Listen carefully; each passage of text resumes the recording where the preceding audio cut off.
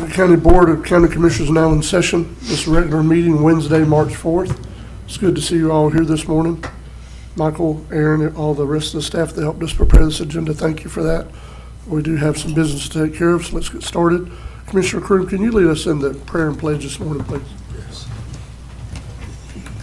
Dear Heavenly Father, we thank you for this day. We thank you for putting us in a position to help lead and serve this great county that we reside in. We ask you for continued protection and guidance and keep you first in everything that we do and what is in the best interest of our county. In Jesus' mighty name, amen. Amen. I pledge allegiance to the flag of the United States of America and to the republic for which it stands, one nation, under God, indivisible, with liberty and justice for all.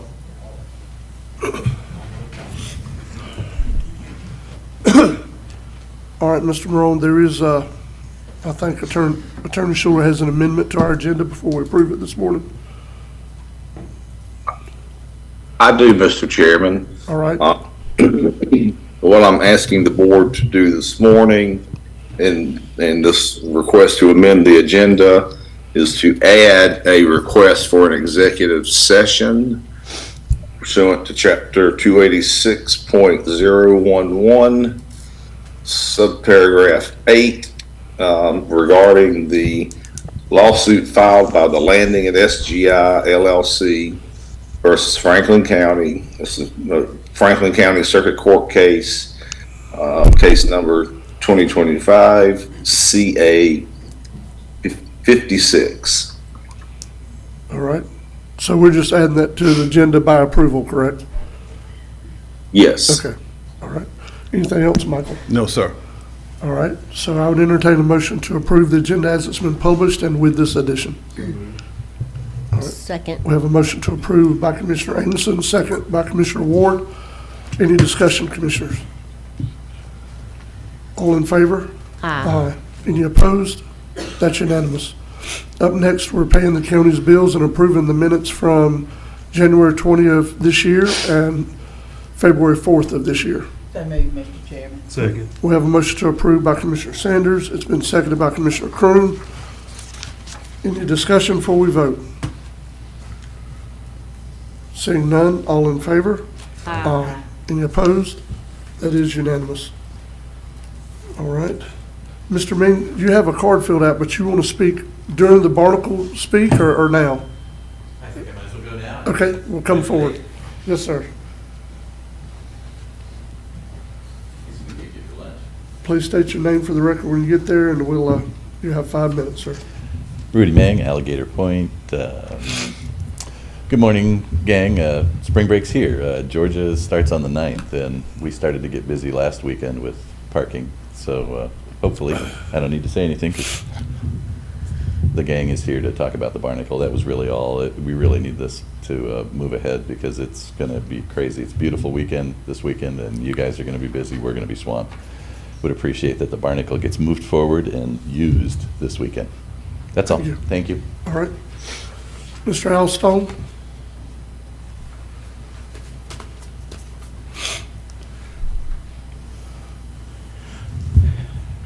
Good morning, Commissioners. Thank you for the opportunity to speak and address you today and for all that you do. First, I want to commend the fact that we do pledge allegiance to the flag and we honor God every time we come into this room together. And those are things that should affect our leadership. And obviously, there's all kinds of things from building and development and ICE and jail that have been spoken of in the last months and still are before us. But leaders have to accept a cost. 3 costs I would encourage you to think about, maybe govern your life much like they govern mine. You'll have to make hard decisions that negatively affect people you care about. And I would even say it'll negatively affect people that you love. That's one of the hardest things about being a leader, is it negatively affects sometimes the people you care about. The second thing, probably just as hard to swallow as the first, you will be disliked by many. despite your many attempts to do what's best for the most. I encourage you as commissioners and who represent our community, which you do an awesome job, and I would not do. Y'all do such a better job than I would ever do. But you will be disliked by many, and despite your many attempts to do what's best for the most. And third, as I close, you will be misunderstood. And you will not always be given the opportunity to defend yourself. You'll make decisions that negatively affect those you care about. You'll be disliked by many despite your attempts to do your best for most. And you will be misunderstood, even though you will never be given the opportunity to defend yourself. These are the costs that all of you have in your life every day. But that's why you were elected. Miss Ward, when we first met, stopped me in the middle of my meeting. The very first time I spoke to this 6 years ago, maybe 5, however many years ago that was, it stopped me and she said, "You've done this before." I was asked just recently, not today, why do you do what you do? Because as a citizen, we should all support you. I'm sorry for the cost it's cost you, but I am grateful to God that you are our leaders. I really, truly am. And our citizens that put you there, though they may not be here in this room and they might not speak at this mic, they're glad you're here too, because you're here. They voted that to put you there. Thank you for what you do. Thank you, Mr. Stone. All right, that was all for public comments. Mr. Neighbors isn't here, or Mr. Davis, but they had no action items on their reports. So commissioners, if you have anything that you need to discuss with Mr. Neighbors or Mr. Davis, please feel free to reach out to them. The same with Mr. Polis. There was no action items on his report. Ms. Daniels, we're up to you. Good morning. Good morning, Commissioners. I have one action item this morning, and what I'm doing is requesting the board's approval and signing of a memorandum of understanding between Franklin County Emergency Management and Walton County Emergency Management that allows our emergency management office to coop out, which means if we have a storm that is above our capabilities, or our building is destroyed or something to that effect, we need to have alternate locations that we can go to. We'll take our mobile command that we purchased 2 years ago and have set up, and we will run our EOC out of that mobile command at another location until we can get safely back in here to do our job here. But we need an MOU with the other counties to do this. This is the first of 3 that I'm trying to do. We're trying to do one with Leon County and also with Liberty County, so we kind of have a place to go in all 3 directions if ever we needed to do that. Okay. Do you have the actual document of the MOU? I sent it in the board Okay. report, Okay. but I can get it for you, I don't Commissioner. see it attached is why I was asking. Oh. It's okay. It's not your fault. Yes, I had Attorney Schuler look it over, Okay. and the Walton County's attorney have It's in looked it there. over and Well, agreed I'm missing on. that then. It's on the second, go back out to the main agenda. It's the second blue. Oh, it's separate. Never mind. My bad. Sorry. That's me. It's user error. It's all good. I thought I had looked at it before, but I wasn't finding it. I was like, well, something changed. Anyway, go ahead. But that is the goal with this, is just so we're planning ahead for if we were to experience something like how Hurricane Michael affected Gulf County. Yes. We need that alternate location so we can keep our operations up and running and not put us behind the 8 ball. So that's what these are for. All right. You mentioned possibly others. Where are those locations possibly going to be? 2 of the others that we're looking at, we've got an agreement from their county EM directors, but we're working on getting the MOU worked out with them.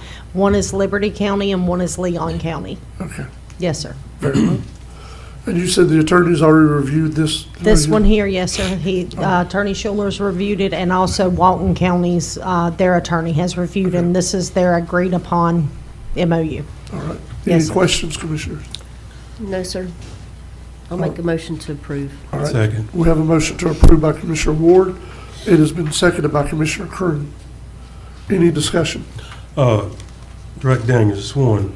What about other counties? Have they inquired about coming to Franklin? They have not yet, but we have always had a mutual understanding with the other counties through mutual aid. If they need to come, they can, but we wanted to make sure, with us being FROC compliant through FEMA, that if we have any expenses that we're going to incur by going to this other county, this helps to cover us to show that, yes, we've pre-planned, that we have our documentation in advance so that we can file with FEMA for those kind of expenses incurred. Gotcha. And so right now, Walton County, they have a general understanding that, yes, they can come in anytime, and any other county, Commissioner, yes, sir, we would be more than happy to welcome any other county. Thank you. Yes, sir. I do like the idea of a formalized agreement, though. I think it benefits everyone. Yes, sir. Because the last thing you want to be worried about if you really get into a tight time where things are going on, or some kind of formalized agreement. So thank you for bringing that to us. Yes, sir. Any other discussion before we vote? All in favor? Aye. Any opposed? That's unanimous. Thank you, Ms. Judy. We appreciate everything. Yes, sir, thank you. Mr. Chairman, I have Yes. something for Jenny. Go ahead. Yes, I ma'am. know we had the issue of the oil situation out on Chapman Road, Yes, ma'am. and I just want to say that all of our county department, I want to I appreciate all of our county departments. It was the roads department, Mr. Davis and his department. Those guys were out there. I saw Mr. Howard and Mr. Davis out there with you. Y'all worked together as a team to fix the situation. And I just want to say that there's not a lot of counties that work together like that. And so it's nice to know that in a pinch, to serve our citizens and to make sure our citizens are safe and well taken care of and their environment is safe, that y'all work together and getting the job done. So thank you. Thanks to Mr. Davis and his team and Mr. Neighbors and his team for y'all working, and everybody else who worked together to get it taken care of. So Yes, ma'am. thank We y'all. have a great group of employees for this county, and that's how we get stuff done. Yeah. We come together. Yes, ma'am. Thank you. I did speak to DEP last night, and I'm working on the cleanup process for that, and I'll send a report to everybody to show you where we are and what we're looking at next. And I've got to get with Aaron about it. I haven't had a chance to yet. Okay, thanks. Yes, ma'am. Anyone else?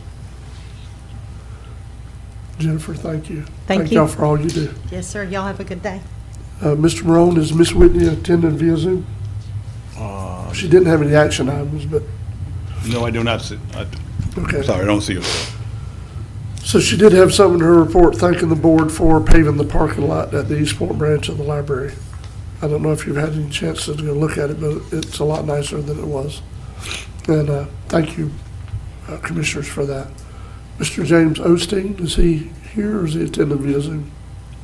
He didn't have any action. Yeah, no action item, so he Okay. did not attend, yes. All right. All right, so commissioners, if y'all have anything to discuss with Mr. Polis again, Ms. Roundtree, or Mr. Osteen, you can get in contact with them and discuss it with them. Mr. Steve Kirschenbaum? Good morning, Commissioners. Steve Kirschenbaum, Airport Manager. Just have one action item and two discussion items. The Airport Board wanted to come up with a policy for a hangar wait list, and what they were targeting is local pilots. And they came up with an agreement that if you want to be on the waiting list, Carabel does this, it's a $150 non-refundable fee to the county to be on the waiting list.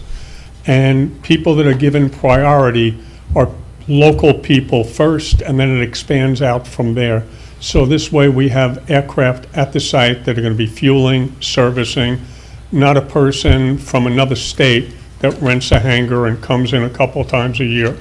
So the policy that they came up with at the AOED meeting seems pretty self-explanatory. I sent it to you with my report. What I'd like to know on Aaron's end, it's a $150 fee. The FBO will keep the waiting list. It'll be a shared waiting list. Can we still have the clients that are on the waiting list mail the check to you and just get back to us and let us know they're on the waiting list? Okay, I'm sorry, Steve, I was actually focusing on other things. Can you start from the beginning? So, Oh, we're going to have a updated waiting list for the airport for hangars. Okay. and they're going to have to pay a $150 fee to be on the list. So when they pay the $150 fee, how would you like to handle that? Now, the $150 fee, that would actually be a deposit scenario. No, it'd be a non-refundable Okay. $150 to be on the list. Okay, well, if it's non-refundable, that would actually be the same, where it would actually be mailed into the clerk's office, and Danny would actually receive that. So. Okay, so it would be mailed to Michelle? Correct. Okay, that's fabulous. And if you could notify us that you received it so we could update it on the list. All right, fabulous. That was my one action item. And this way they'd all be serious inquiries. Well, I do like that idea. So if you have a waiting list that doesn't cost anything to be on the list, you can have an infant list. Yes, But if they're actually serious about using or having a space there, $150 is not enough, it's not a deal breaker. Not when you're talking about planes. right. That's not a problem. So I like that idea myself. Thank you. Any discussion or question from the commission? Is this something that Attorney Shores had a chance to look at yet? The actual No, language? I could get that to him. I didn't have him look at it. So commissioners, if you're good with it, if you want to approve it, I think we need to make it contingent on the Attorney Shores review. I'll make a motion. Second. I'll make a motion that we do it contingent on Attorney Shores review. All right, so we have a motion by Commissioner Amison, second by Commissioner Croom. Did I hear you, Commissioner Croom? Yes. Okay, making sure. I was trying to help Commissioner Amison with his mic. Any discussion before we vote? All in favor? Any opposed? That's unanimous. All right, go ahead, sir. Okay, and the two discussion items were Florida Commerce in the midst of this job growth grant thing, and we're not out of the picture yet. They did the first round of disbursements, but they assured me Franklin County is still in the running. They've been asking us for additional information, but also they had sent us across something about Opportunity Zone. Would we like to file paperwork to be part of it? And I spoke to Commissioner Jones about it, I spoke to the county coordinator about it, and I think it's a wonderful way to get investment in the airport. If we could get either the airport to be a standalone Opportunity Zone or an extension of the East Point Opportunity Zone. But what's great about companies that invest in this is they're companies that are liquid, that have capital gains that they don't want to pay taxes on. And if they invest those capital gains into a project at our airport, it's tax exempt for the first 7 years. And Commissioner Jones, if they go 10 years and they sell it, Yes. it's There's no capital gains taxes on the sale. so it makes it attractive to invest in our airport. And with us doing this whole master plan revisit, I think this would be a wonderful thing to do. And Donnie Maddox, one of the AOED board members, has been tasked with doing that. They told me not to do this as an action item, to do it as a discussion item, and if you're okay with him proceeding with it. So I'll say this, Team Franklin is really close to actually getting some kind of deal done to start with workforce housing. So if it can be done where they can either extend the current Opportunity Zone or do another, actually have two. If we have to take away one to do the other, I think we're shooting ourselves in the foot, because the housing probably will not happen without the Opportunity Zone.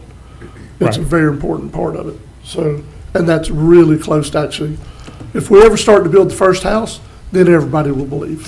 So that's actually where we're at. So that's the only thing I will say. So how about if I have Donnie Maddox, who is our rep for the airport board at Team Franklin, bring this back to Bill Williams and the Team Franklin board and see how you want to proceed? We just need to all be saying the same thing is all I'm saying, all I'm getting at. And Mr. Chairman, I was going to bring that up too. I actually talked to Michael about it last week. I was under the impression in reading some of the language that, in my opinion, I think it's going to be, it's going to be an extension. I don't think they're Okay. going to trade it one Good, for the other, good. because we already have that Opportunity Zone Yes. established. But if I read the legislation verbiage correctly, it's more like an extension. Good. And I asked Michael about it because I wasn't for sure if the county had to do that or if that's something the airport board themselves could do. Well, no, it's, last time we did it, I'm sorry, I was not That's trying to cut fine. you off. The last time we did it, Commissioner Sanders, didn't the state, the governor ask us to weigh in on, and that's how it wound up in East Point. Yeah. I didn't know if So it will it's a ultimately come letter back to or- us. Okay. Yes. Because that was my biggest thing, was I didn't know if we wanted to extend it to the east, to the west, or if we Yeah. could extend it both, or if the commissioners in the Yeah. specific districts wanted it in their area, which Yeah. I'm all for it. I mean, I think it helps with things, but anyway. Well, it's specifically designed, the federally qualified economic opportunity zone is specifically designed and designated to have a mechanism to where those in our community that have the money to reinvest in our community are encouraged to do so. They do that by a 7-year deferral on current capital gains taxes that are due, by investing in an opportunity zone project. There's quarterly reporting to the federal government, but if you do that for a full decade, after that decade, if you want to sell that project, there are no capital gains taxes on the sale. So it's particularly designed, not for outside people, but to get people that are in our community that have the means to invest in our community. That's what it's designed for. So I will have Donnie touch base with Team Franklin and see how they want to proceed from there. And if it's a question of losing one zone to get another, absolutely not. Yeah, okay. Okay, and the second thing, there was something brought up a week or two ago about a potential conflict of interest with me being airport manager and raising funds, and potentially raising funds from people who do business with the airport. So what I'm going to do is, David Bowen, Diane Bowen, who runs People's South Bank, has volunteered to do the fundraising for the air show. And we'd like to keep it a third weekend of November event as an ongoing event. We weren't going to do it this year, but we got so much positive input about wanting this to be an annual event that we'd like to do it again third weekend of November. The not-for-profit, through this whole mix-up thing, the not-for-profit that was the recipient of the funds, the sponsor, the Education Foundation, is concerned about the potential financial liability if we don't meet our numbers. And last year, the numbers were 100,000. We came in with around 105,000. So they were nervous if, God forbid, we don't come in with the right amount. So they're more than happy to be a recipient of a portion of the funds, which I'd like to continue doing, because the Education Foundation is helping us with projects in the county. But the Friends of Apalachicola Regional Airport is going to be a not-for-profit organization. I would love, and we've got a very strong group of people that would like to be board members of that group. I would like for them to be the funnel through not-for-profit to take over the air show.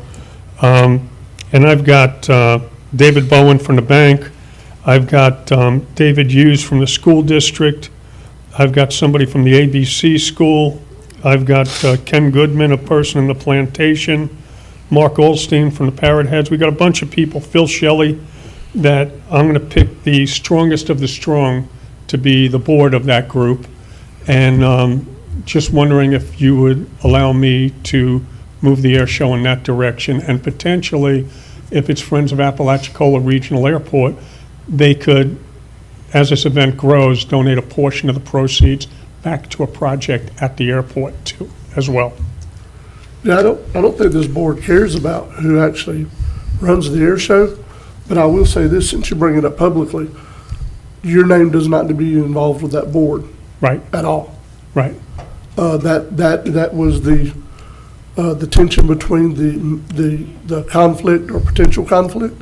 So if we're gonna have a clean break, we need to have a clean break. And, you know, if they're gonna run their show, that's fine, but right now you're our airport manager. You Right. do not need to be involved with that, or there does not need to be any kind of conversation. And I'm not being any way with you, I'm just being straightforward, Steve. There's not to be any kind of conversation of, you know, donating to the airport so they can get something else. That kind of stuff's gotta go away. Right, exactly, and that was not my intent. Right. It was for the foundation. But I still have to be involved running this thing and putting everybody together. The fundraising will not be me. Right, but you need to hand it off. When that board gets formed, Yeah. they need to be running it. I will definitely delegate responsibility, but I'm still have to be on the outside No, sir, you don't. looking in on it. Okay. I Go ahead. think, You don't, before we, let me just, are you referring to being on the organizational side of it as far as? the where- board? No. No, I'm talking about the air show, Yes. because I'm getting mixed up here. As far as this board, with the Friends of Apalachicola, you shouldn't be the one setting up those board members anyway. That No. should be someone else. No, that'll be them.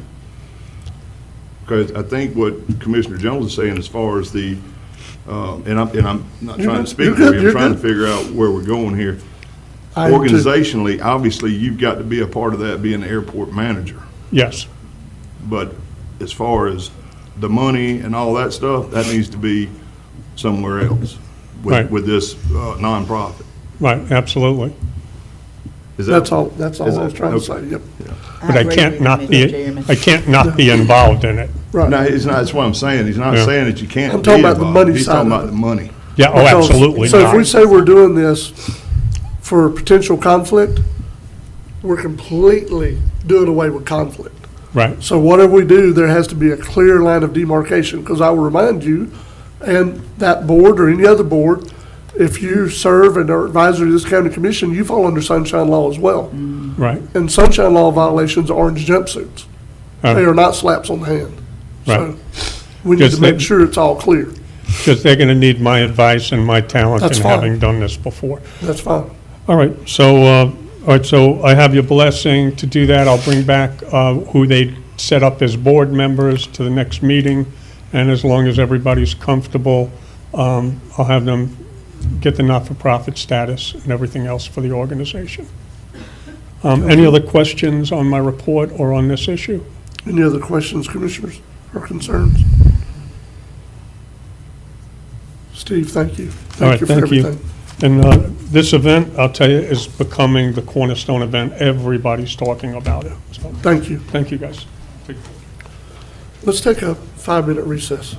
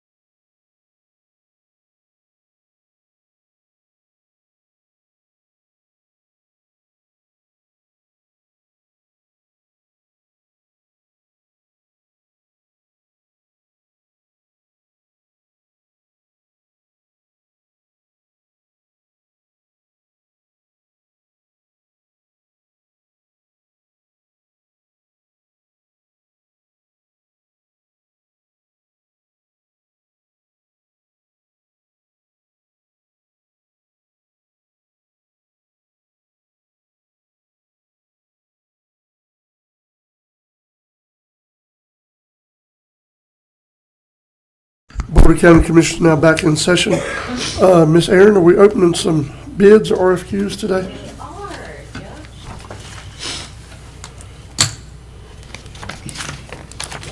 So were these requests for bids, or what are these actually?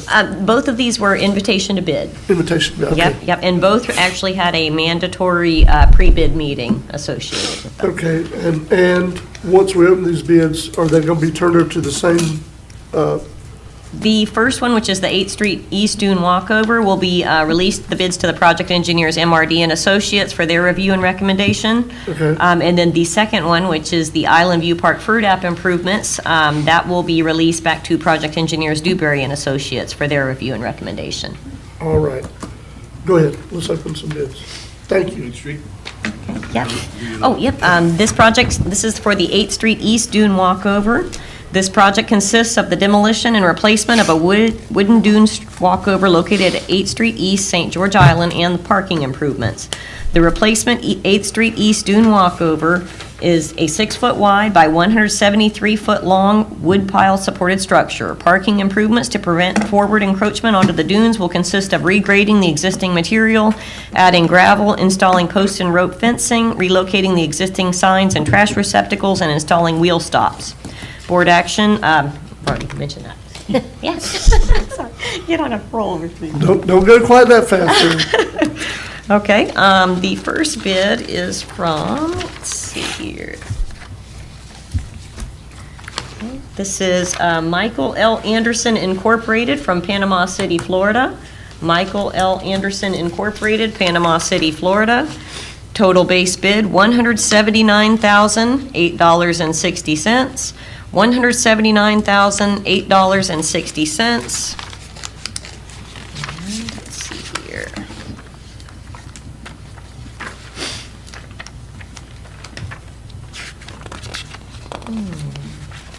Don't see a bid bond. Yeah, I'm looking for that.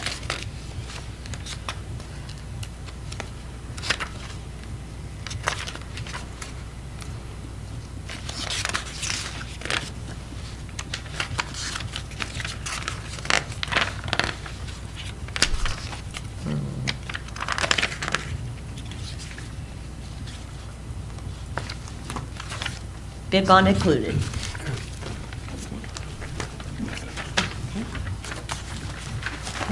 This next one is Holly Development Corporation in Bonifay, Florida.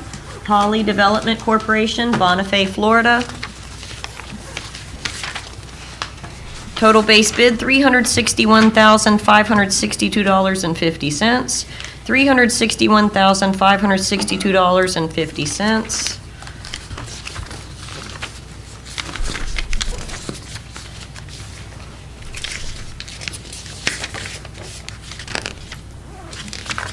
Bid bond is included.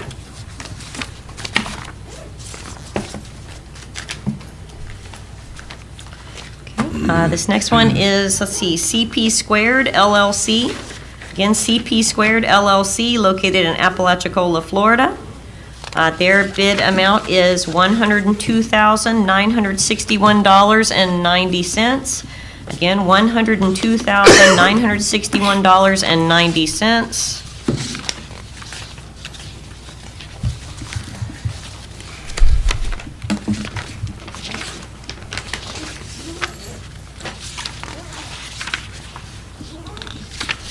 Okay, and I see a bond application, so that's something that our engineers are going to have to follow up with, but I don't actually see a completed bid bond form.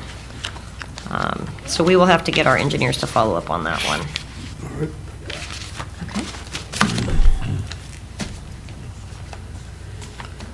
Okay. Okay.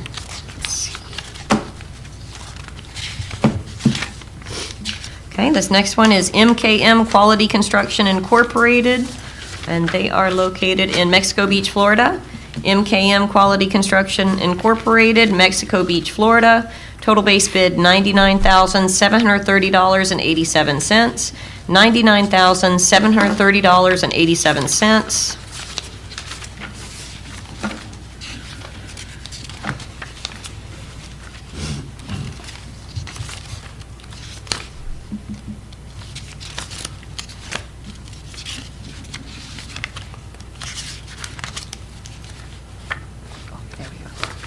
Bid bond is included.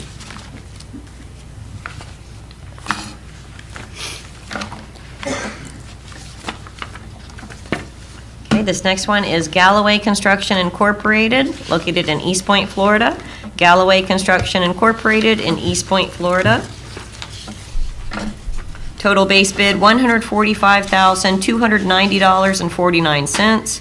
$145,290.49.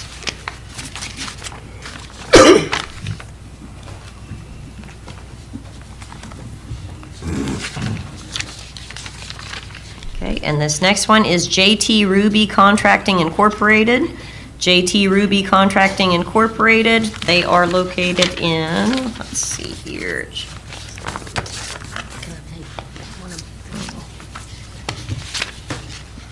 Lake Butler, Florida.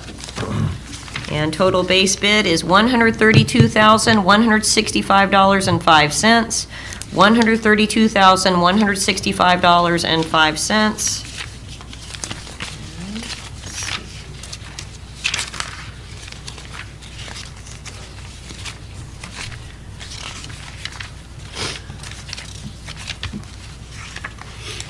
Bid bond included.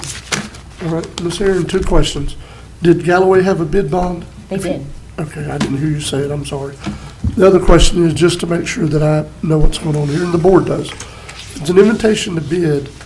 When we turn this over to MRD and Associates, are they solely looking at the price of the bids? They do. They look for the, they confirm that the lowest bidder was fully responsive, so that they had Okay. met all of the requirements. Okay, that's what I want to know. Okay, And to add on that, Mr. Chairman, Yes. if they, say hypothetically, the lowest bidder does not have all of the documentation, do they go to the second? It would. Or, so we don't go back out for Yeah, bids, we just? correct. Okay, they just go, kind of go down the list. Yep.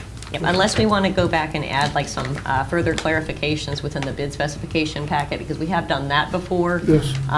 Where basically there was just some areas that were kind of gray to some of the contractors, and we rebid at that point. all right, so the request is to turn this over to MRD and Associates for their review and recommendation? Correct. All right. So move. Second. We have a motion to approve by Commissioner Ward. It's been seconded by Commissioner Sanders and Commissioner Croom. Any discussion before we vote? All in favor? Aye. Any opposed? That is unanimous, 5-0. Go ahead, Ms. Aaron, let's do the next one. Okay, Commissioners, the second bid for today is going to be the Island View Park FERDAP improvements, and this project consists of adding an approximate 743 square foot concrete pad for a modular restroom with covered pavilion, a 16-foot by 30-foot pre-engineered pole barn for the pavilion cover, a modular restroom facility, and all pertinent utility connections at Island View Park, located approximately 1.8 miles east of Carabel. And the first bid we are opening is from, this is Anderson Marine, located in Panama City, Florida. This is from Anderson Marine, Panama City, Florida. Wait a second here. Okay, nope, sorry, wrong line, that was their contingency allowance. Total base bid, $250,043.48. $250,043.48.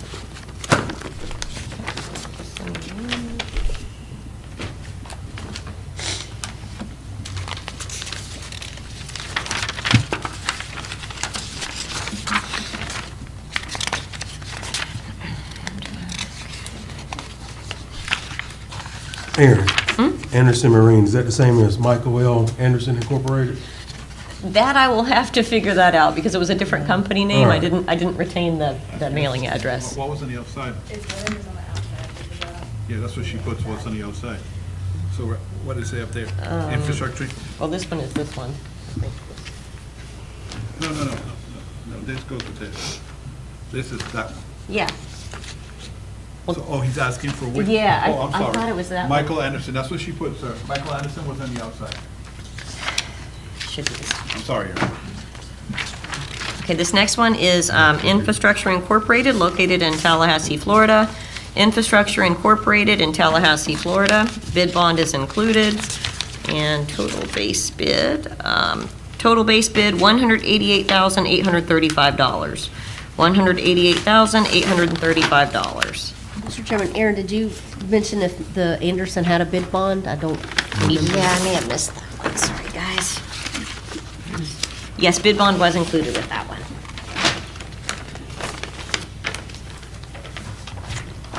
Okay, the next one is CP Squared LLC, located in Apalachicola, Florida. CP Squared LLC, Apalachicola, Florida. Base bid amount is, let's see here, $149,930, $149,930. Let's see. And this one is actually the same, where it is an application for the bid bond. So we will have to actually turn that over to our engineers for their review on that.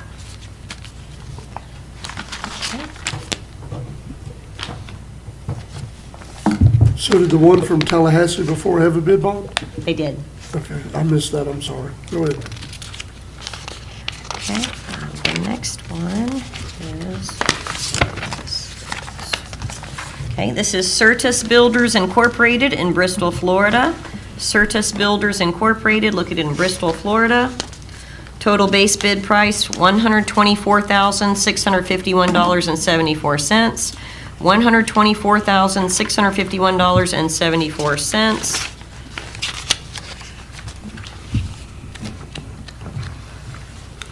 Bid bond is included.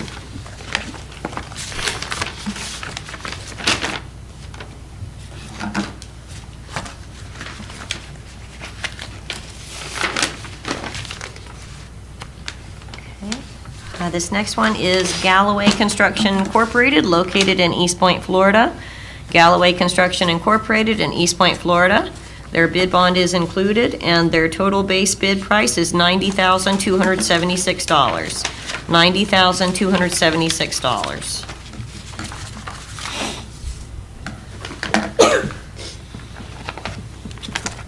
Okay, and this next is from BGN Contractors, located in Panama City, Florida. BGN Contractors in Panama City, Florida. Total base bid price, $192,403.64. $192,403.64. Bid bond is included.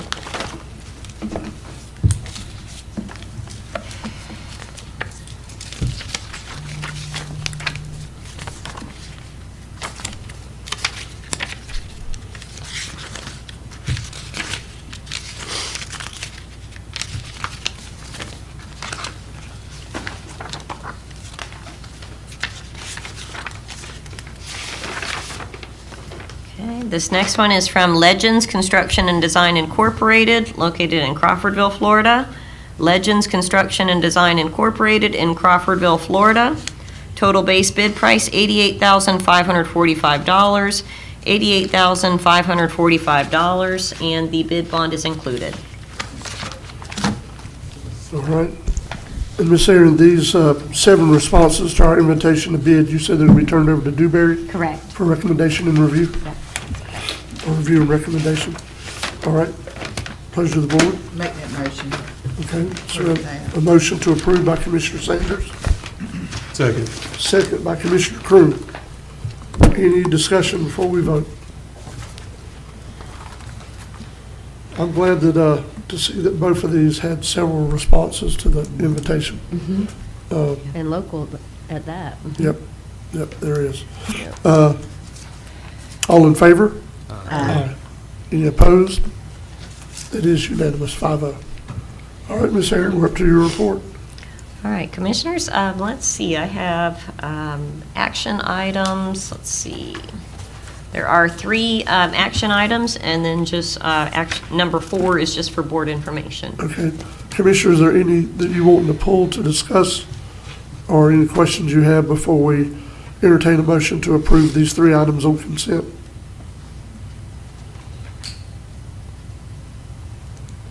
All right, what's the pleasure of the board?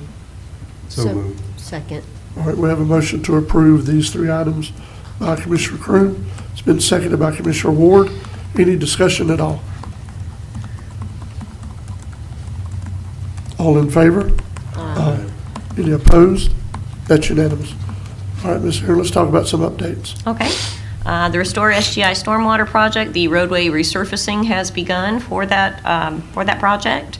To follow will be the excavation of the 2 existing retention ponds, also the landscaping improvements kind of at the front, and then hopefully the TDC Section 6 roadway resurfacing as well. So how is that going to fit in if we're doing it as like a change order? We are. Oh. It will be at the tail end because we still have probably another week before we have the independent professional analysis available. Okay. The Patton Drive Road resurfacing project, resurfacing's underway. D.W. Wilson Sports Arena lighting project, the light poles have been installed. We are pending connection to Duke Energy. The project has been moving along quickly. And Retail Strategies has met the first deliverable requirement for the Commerce Grant and has provided the visit data for the SGI Commercial District to provide economic documentation for the Section 6 project analysis, which is attached. The 2025 report provided data from Retail Strategies data partner KLI. KLI was able to capture approximately 10% of cell phone traffic in the geofence report area of the Commercial District of St. George Island. KLI's 10% tracking data logged 101,174 unique visits to this area. Of the 10% data collected, approximately 23.2% of the unique visit counts were comprised of cell phones with billing addresses located within Franklin County. The 23.2% number would consist of work-related visits and residents. Excluding visits by residents, the estimated annual visit count for the commercial district is 777,016 visitors. The EMS director applications were due this past Friday, and Franklin County had received 14 applications, and we will begin scheduling interviews this week. And also the Vrooman Park basketball court was resurfaced as well. Did they finish it already? I knew they were working on it. They did. Good. Yep, it had striping on it yesterday. Good. My son was asking me when it was going to be done because they want to play basketball again. So we'll go to the island. It's got a good one. Yeah. You just take a week. It'll be done. Oh, man.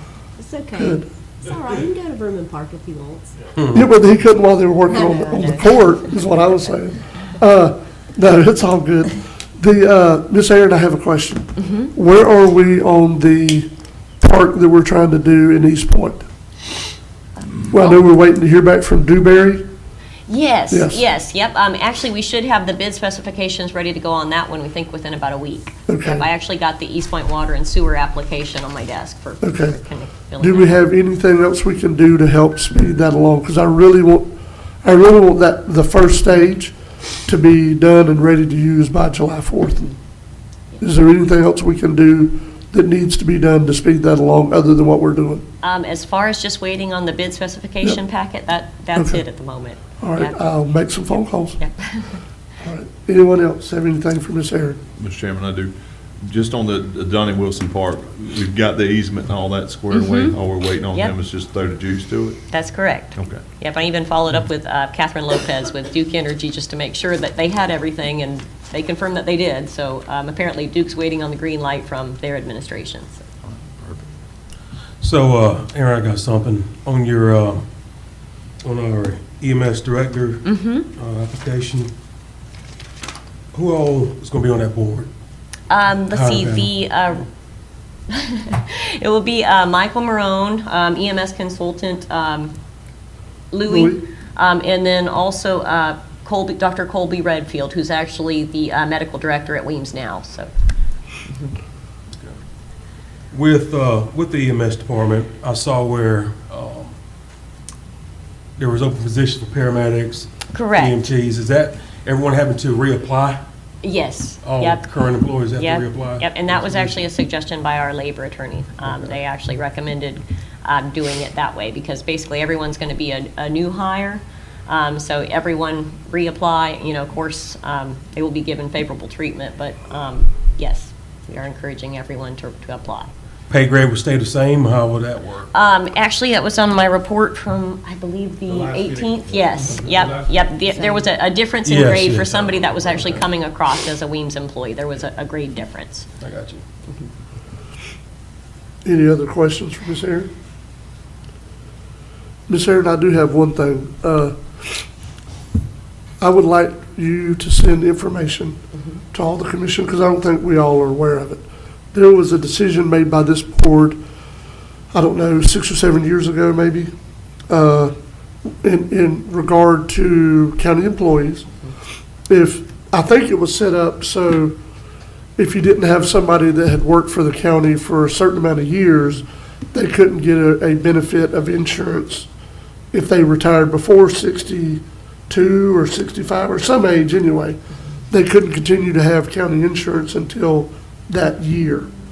The issue is, I think there were some unintended consequences to it, because we have had people that have worked for the county for almost 30 years. They had a break in their employment, but now they're not going to be able to do that. So just, if you would, send that information to the board so we can add it to our next agenda and have a discussion about it, to see what the board wants to do, if anything, about it. Anything else from Ms. Aaron? All right, Mr. Morone, we're up to you. I hope not. No, you should have you have three Oh, I'm missing the whole presenters. thing. And they're I'm all, trying to get out of here, I'm sorry. you're going to see some screens up. One more thing for Eric, and it doesn't relate to your report, but we have that RRTP tomorrow. I've had something come up. Okay, okay. We'll let them know. We have a meeting tomorrow, whatever. I Okay. just thought about it. Okay. So save me a phone call for later. All right, since you're gonna make me go through the whole agenda, I guess we'll go to our, I'm sorry. it's all good. I got one more thing for Aaron. I just found in my notes. Aaron, what the chair just asked about with, what was it?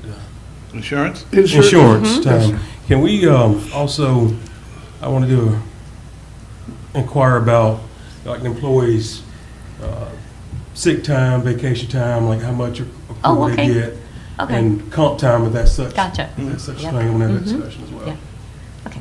Thank you. That's All all. right. Anything else from Ms. Aaron? Yeah, what I'd done is I had scrolled my iPad, so yeah, that's not a good thing. All right, so we have, they're attending via Zoom, correct, Michael? Oh, yeah. You're going to have a bunch of windows. You have representatives from the engineering firm Right. and Duke Energy online watching also. Okay. This probably isn't, this should be over quickly. There's a few trees. How many trees did you survey? 8. They trees. sent a picture of it. It's Yes. literally 8 trees along the edge of the Yeah. road. There. It's not a big deal. Only because it's the county It's a right right-of-way, away. yeah. And, you know, Yeah. because Attorney Schuler would have done the same thing just to bring it to you guys, so Yeah. it's Okay. easy You peasy. said Duke Energy's on this? Yes. Yeah, We but not, We need some power out there. Johnny Wilson. I knew that was coming. I'm not sure if that's the It's not same, that I'm not sure if they're the same group, Commissioner, but sure. Oh, Lord. So I think Ms. Kadick is there. Yes. She could turn on her camera in a second. She's unmuted. Go ahead, Ms. Katie. Hi, sorry, my camera actually doesn't work, It's all good. but Okay. Taylor from Duke is on, and he can actually explain, because he's working on the tree removals, so he Okay. can further explain the request. All right. Hey, good morning. Thank you all for y'all's time today. Yeah, so we are currently at the East Point substation, which is located at at 24th Street, kind of at the intersection of 4th Street and Avenue A there in East Point. We've already cleared what's inside the perimeter of the site. And now we're just requesting additional tree removals outside of our Duke Energy property line, between the property line and the road. It would actually be between the property line and Avenue A and the property line and 4th Street. I can try to share my screen. Hold 1 second, Taylor. I'm sorry, I didn't turn that on this morning. No, that's okay. I did not turn that on, Taylor. Okay, you should go ahead and be able to share your screen now, Taylor. But if it's the same I don't know if it's the same picture or not. Can you guys see that? Yep. Yes. Ooh. Okay. So, it's kind of just going out here. Again, it would be between the property line, which is shown on that kind of that orange line there, from that property line to 4th Street, and then the property to Avenue. The picture you'll reference are some of those pines there. That would be along Avenue For some reason, sir, your phone is cutting in and out when you're talking. Yeah, Sorry. Since you shared the screen, yeah, your audio isn't as good. I don't know what happened.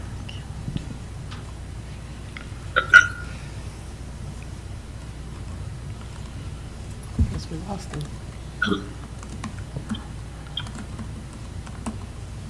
Is that Not yet.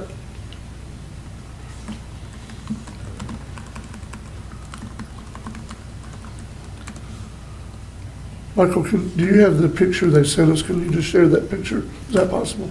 The one with the picture? Yes, Yes, yeah. sir. Give me a minute. I gotta log on. I didn't set up this. God bless. Yeah, I'm having some audio issues this It's morning. it's Can y'all hear okay. me now? Yes, we do hear you now. Yeah, so that photo that was submitted, I believe it was of some pines. Those pines are located between the property line and Avenue A. Just I like don't tree. believe we submitted any photos from the property line to Fourth Street. So there would be some, a few additional removals there. But that other photo would just be along Avenue A. Yeah. Yeah, but it does reflect, though, that property is pretty much cleared. So there's a couple of stragglers on either side that are in the right-of-way. But I'm excited to see a new substation being put there anyway. That substation, I think, has been there my whole life. So it's due for an upgrade. It's past due, so I'm good with it.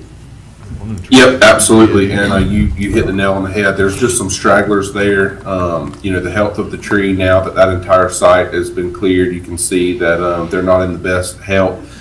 So we're just looking to enhance our reliability there, and then we are going to install a fence around the perimeter of the substation, and it'll just be better for us to get in there and install that fence without those trees right there along the border. And just, Mr. Chairman, so the public's aware, it looks like, Michael, I think, is trying to get the picture of the actual trees. It looks like there's about 6 or 7 trees in total On that one side, yes, on the one side, yeah. yeah. But it's the same on either side. There's just a handful of trees. Do they won't have to come back to the board to ask for the other side to be removed? This is No, they're doing them all at one everything, time. right? All right, I just want to make sure. Is what I understood anyway. That would be correct. So what's the pleasure of the board? I'm okay, I'll make a motion to approve this request. Okay. A second. So we have a motion to approve this request by Commissioner Ward. It's been seconded by Commissioner Amison. Any discussion, Commissioners? Seeing none, all in favor? Aye. Any opposed? That is unanimous, 5-0. Thank you both for your time today. We appreciate you. Thank y'all. Thank you. All right, Michael, do we have Ms. Ufani on the line Yes, she for is. Crime Solvers? Yes, she is. Where did she go? Right. Well, she was. Yes, there you go. Good morning. Hello. Yes, good morning. Morning, everyone. If I want to provide a little bit of background history before she continues. Yes. In the narrative, you saw where every 3 years we signed this agreement. I know we have some newer commissioners. I don't think Commissioner Kroom was on there when we did this the last time. So I asked that they give an update as to what they do, how the project works, how they help the Sheriff's Department, in that role, before the board considers renewing that 3-year agreement. Or sending that letter, well, same difference. Okay, thank you so much. And I'm very delighted to be here with you. I tell you, you remind me of my 33 years that I spent with the city of Tallahassee and attending commission meetings. It's been a while. But, and I actually retired in 2011. And I took this job as the executive director, Big Bend Crime Solvers now. That's been 15 years ago, and it has passed very quickly. Let me go through some information, and I'll get to the reason that we're asking you to do what you've done since I've been here since 15, just to give you some background. Crime Solvers is a national organization. We've been around since 1976, and in the Big Bend area, we have been around since 1980. Before I go forward, Caitlin, would you please go ahead and join us? I want to introduce her in a moment. I'm going to ask her when I see her. Join us, and I'm coming. Okay. So as I said, we've been around since 1984.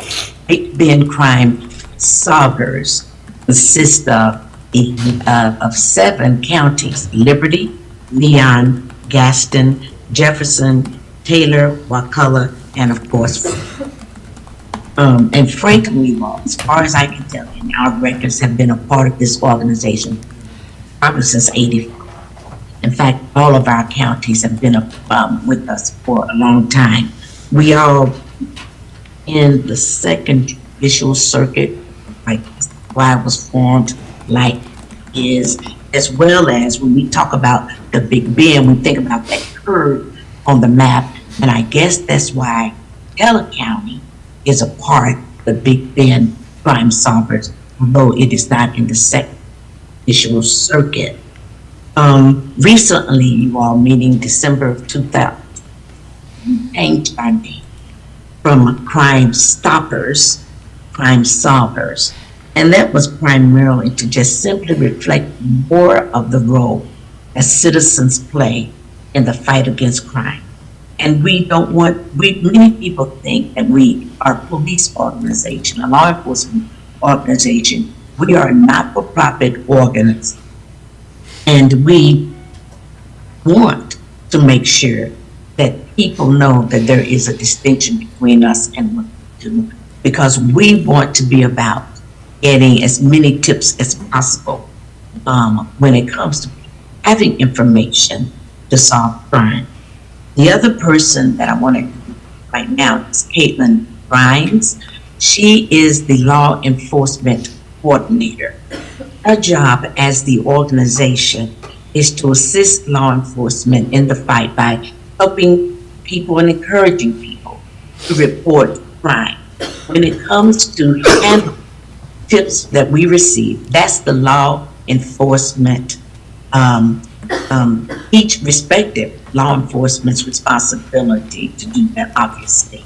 And Caitlin works with Tallahassee Police Department, and she receives the tips through the software that we provide, the P3 software. And she works with each of the respective law enforcement coordinators in each of our counties. We have a law enforcement coordinator who will receive the tip. Once the tip comes in from Caitlin, comes in through our system, Caitlin sees that it's in from Franklin County, and she has a name of a person that that tip is forwarded to, for them to investigate, work in our P3 system, and let us know the status of it. We can talk about some of that more in a moment. So again, we've changed our name. Our mission remains the same.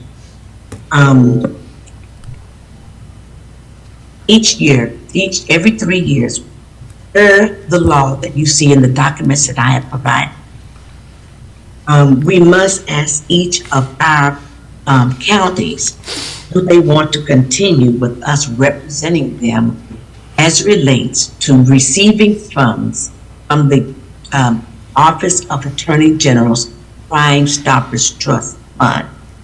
And each year, every 3 years, we do this. As you see, you have always sent a letter to the Attorney General indicating that yes, we would like to continue. And we certainly hope you would do the same today. We receive approximately, let me tell you how the funding works.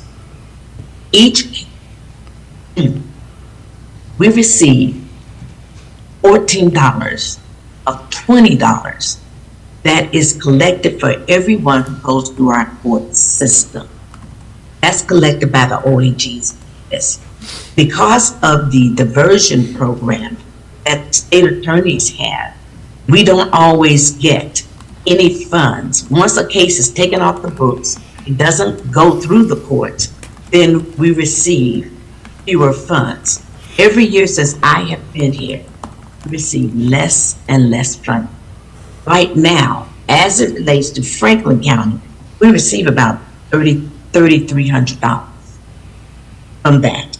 And that is the beauty of the Big Bend Crime Solvers Organization, because together, combined with 7 counties, we're stronger. I want you to know that every service we provide, and I'm going to tell you some of those, regardless of the amount of money we receive for your county, you receive 100% of the same benefits, say, that Leon County, which of course is the largest for us, receives. Some of those services are, we have 3 ways to receive a tip. The more ways a person can make a tip, the merrier for all of us. And right now, you can do it online, you can do it on our website, and we have, of course, our 24/7, all of these methods are 24/7 as far as that goes. We can also call in a tip. I want you to know things have changed. When I came here 15 years ago, most calls were received by phone. Most calls these days are received through our mobile app. It's the way of the world. You also receive, as far as a benefit, is the services of one law enforcement coordinator in Caitlin, who takes all the tip and she disseminates them throughout the county. And when anything comes in for your county, she receives it and get it to your law enforcement coordinator.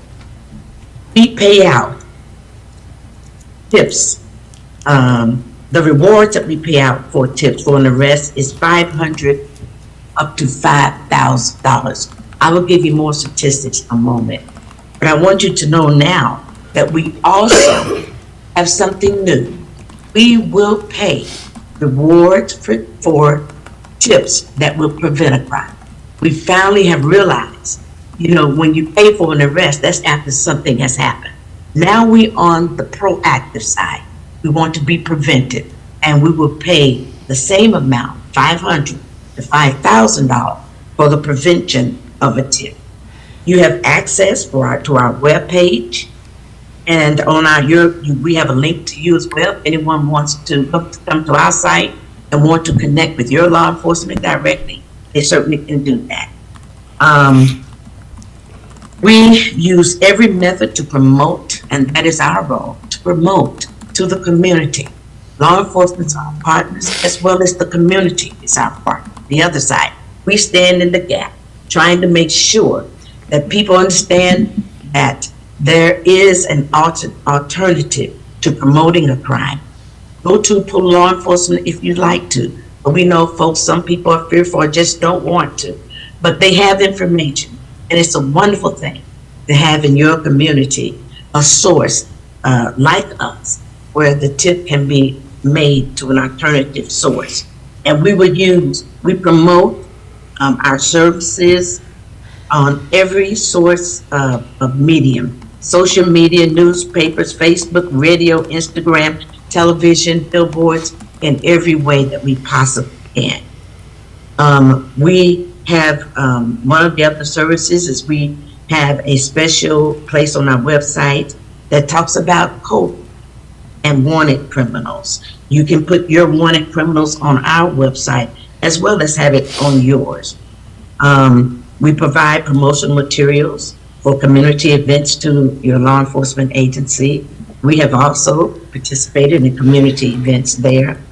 We host, hopefully, we have done it once a year, training with your law enforcement coordinator on the P3 system, and just come together once a year with the other law enforcement coordinators in our area.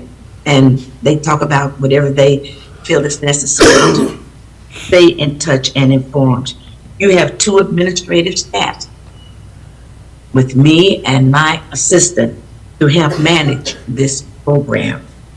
So those are the services, and I think what's important that I've said and is that regardless of the amount of money that we collect on your behalf, you get 100% of services, and particularly the $500,000 in terms of a reward. I can tell you one of our much smaller counties, even than yourself, we receive even much, much less than what we receive from you. Last year had a homicide and our payout was triple, even more than that. So that is part of what's in it for you and the reward. Yeah. I think it would be also good if to let you know what you did, specifically as it relates to Franklin County and some of yours.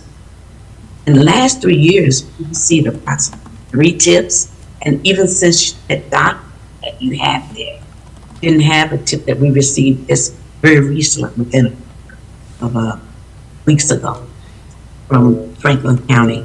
Over the years I can remember helping Franklin County with some of their concerns with crime, I believe it was about 2020, we partnered with the Sheriff's Association, which was helping your county solve a crime with electronic theft. We promoted it. We have helped enhance the report for that particular crime. I remember also there was poisoning of some pets going on in your county maybe 3 years ago or more.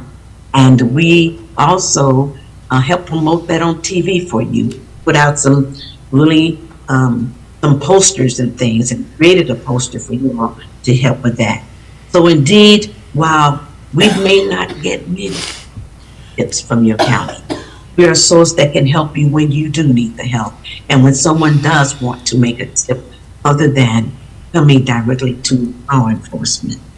So I'm going to stop there because you may have some questions for me, but I want you to know that our organization is effective.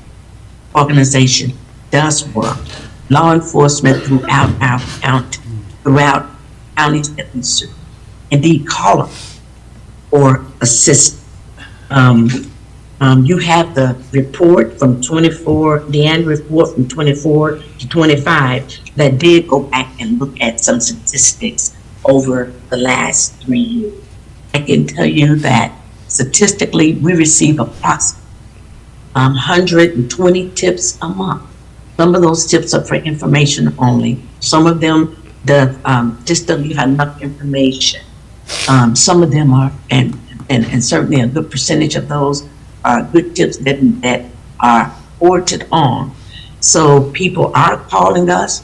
We want to keep them calling us. We want to use our resources to promote that this is truly an anonymous tool that you can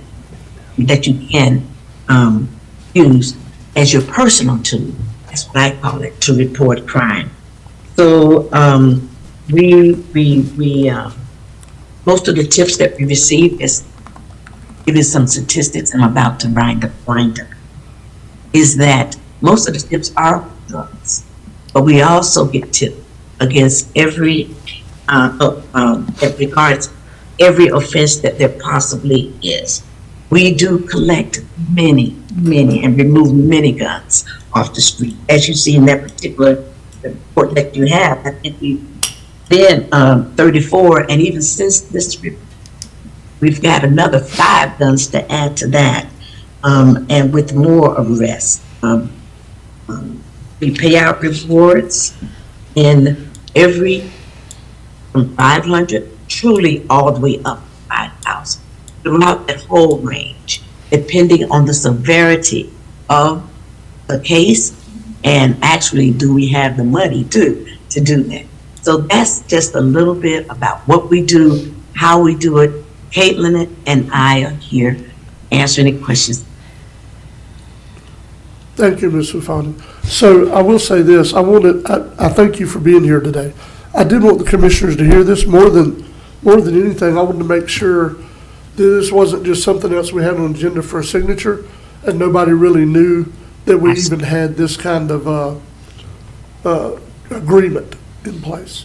So I do think it's important, for our sheriff's office to know that that this is something that the county's signed in with as an agreement. So if there's any way we can utilize it maybe more than we have, it's noticed by having it be a presentation at our meeting instead of just another signature on the agenda. So thank you for being here today. Commissioners, do you have any questions? Yes, Mr. Chair, I do. All right. Ms. Sharon, thank you for the presentation. Yes. You actually answered one of my questions was, how much did come from the Crime Stoppers Trust Fund on behalf of Franklin County over the past 3 years? What I do want to see is, and if you would send this to the coordinator to disseminate amongst the commissioners, is performance and impact. I want to see how many tips were submitted to Franklin County in the last 3 years, how many arrests or cases was closed as a result of it, and how much money, reward money was paid out locally. You don't have to tell me right now, but if you would send that information in to the county coordinator. What I would like to see, Ms. Sharon, is increase in public awareness in Franklin County. I see it a bunch over in Bay County and Gulf. I don't know if that's a different region, but I would like to see the public awareness and maybe a billboard with the number, because everyone, may not know. So that is all I had. May I respond to that? And thank you, Commissioner. I would love to have more visibility in Franklin County. We have used Oyster Radio periodically to promote. I would love to come as any community group that you invite me to. I would love to do that. In terms of public awareness and billboards, I have asked Lamar Billboard, and there may be others in your areas, I don't know. I have asked Lamar Billboard how the close, they tell me they don't have any in Franklin. And I said, what's the closest you can? So there have been periodically, we've done that. But being as small as we are, being somewhat financially, some of our resources don't allow us to have always the consistency that I would love to have in your community. But we can improve, will improve, and I would like your help in doing so. Yeah, I don't know how many billboards we have. I think a couple of them are Lamar's, but I don't really know. I can name off the top of my head 4. But anyways, that was my stance on increase of public awareness campaigns. Thank you. Any other questions, Commissioners? So the request is to just have me sign an updated agreement that'll extend for 3 years. Let it go through the thing. And it starts July of this year, correct? That's correct. July 1st, Yes, ma'am. yes. Mr. Chairman, I'll make a motion to approve the letter. Of course, obviously, we have to change, you have to update Yeah. it from Attorney General Moody to up there. With that, I'll make a motion to approve. A second with comment. All right, so we have a has motion to Attorney- approve in a second. Go ahead. with your Has Attorney comment. Schuler reviewed this yet? No, he approved it 3 years ago. I'll just Okay. have, once I get it updated, I'll send it back to him before I have the chairman sign it. All right. Mr. Chairman, I'll make my Mr. Chair. motion Hold on to, just a second, ma'am. I'll make my motion to amend my motion to make it contingent on Attorney Schuler's review. Do you amend your second? Yes, sir. I'm in a second. Ms. Fafani, do you have a question? I just want to comment if you would make certain that you put crime solvers and not stoppers. I still say stoppers sometime myself. But the Okay, document should say crime. yes, ma'am. Thank you. Solver, yeah. Mr. Chair, Thank you. Yes. just to comment, we've been supporting the Big Bend Crime Stoppers for years, for a long, long time. And I've saw in a couple of cases where it has helped us on leads and solving some cases down here. But anyway, we always, I agree with you, Mr. Chairman, that we always need to kind of like second guess the signatures before we Yes. put it on the letters and Yeah. everything, and let the people know what services are available for Franklin County. Yes. Because if we don't say it, they don't know it, That's right. you know. That's right. Any other discussion before we vote? All in favor? Any opposed? That's a 5-0 vote, unanimous. Ms. Sufani, thank y'all for being here today. We really appreciate you. Thank you. Look forward to actually seeing you before the next 3 years. Yes, ma'am. Yes, ma'am. Bye-bye. Thank you. Mr. Chairman, Mr. Heffron and Ms. Evans are also on Zoom. For Barnacle? Okay. Yep. All right, go ahead, sir. Good morning, everybody. Good morning. And thank you, everybody, for your time and opportunity to speak. My name is Colin Heffron. I'm the president of Barnacle Parking. And I just wanted to speak to the current situation and our hopes that we can continue our business partnership to see Barnacle start to help and improve some of the parking issues and compliance that you guys are seeking. For some background, we initially entered into an agreement just about a year ago, but things did not frankly get off to a great start. We may have had some issues with the devices, but having seen some feedback and Facebook posts and conversations with Major Segree and the sheriff, we recognize that this is not only an issue that the people and the citizens care about, but that it's also important to the commission and the sheriff's department. So we had sent an employee of ours, Tanya, to go down about a month ago to try to get the devices working, go through some extra training, and I was very happy to see that all the devices were working as intended, and that includes in the different areas that may have had some satellite or coverage issues previously. Again, I'm happy to let you guys know that we did extensive testing with Major Segree, and the devices were working, and that gives me confidence because moving forward, we have been in conversation with the sheriff's department to make sure that the issues that surfaced previously do not surface again. And so we commit to providing consistent training, consistently being in touch with the team so that our technology, the Barnacle, can help out from a compliance issue, from a parking issue, and from a resource issue to make sure that this problem does not go unaddressed for the county, for the board, and then for the citizens and the sheriff's department as well. I just wanted to get in front of everybody as well. I know that we are in the process of discussing either continuing the relationship or leaving it as is. But I wanted to make sure that you heard from myself, the president, that we are very committed to making amends and improving that relationship that we've had, because I have full confidence that with training, with the devices working and confirmation of that our technology will be able to assist in some of the parking issues that you've been seeing, especially as we enter in the busier season, spring break, and the increase in flow of traffic and people that will bring. If anybody has any questions for me. All right, Commissioners, you have any questions? Well, I got some questions, but I'm gonna wait until after that for presentations Okay. over, and I want the sheriff's department to weigh in. Yep.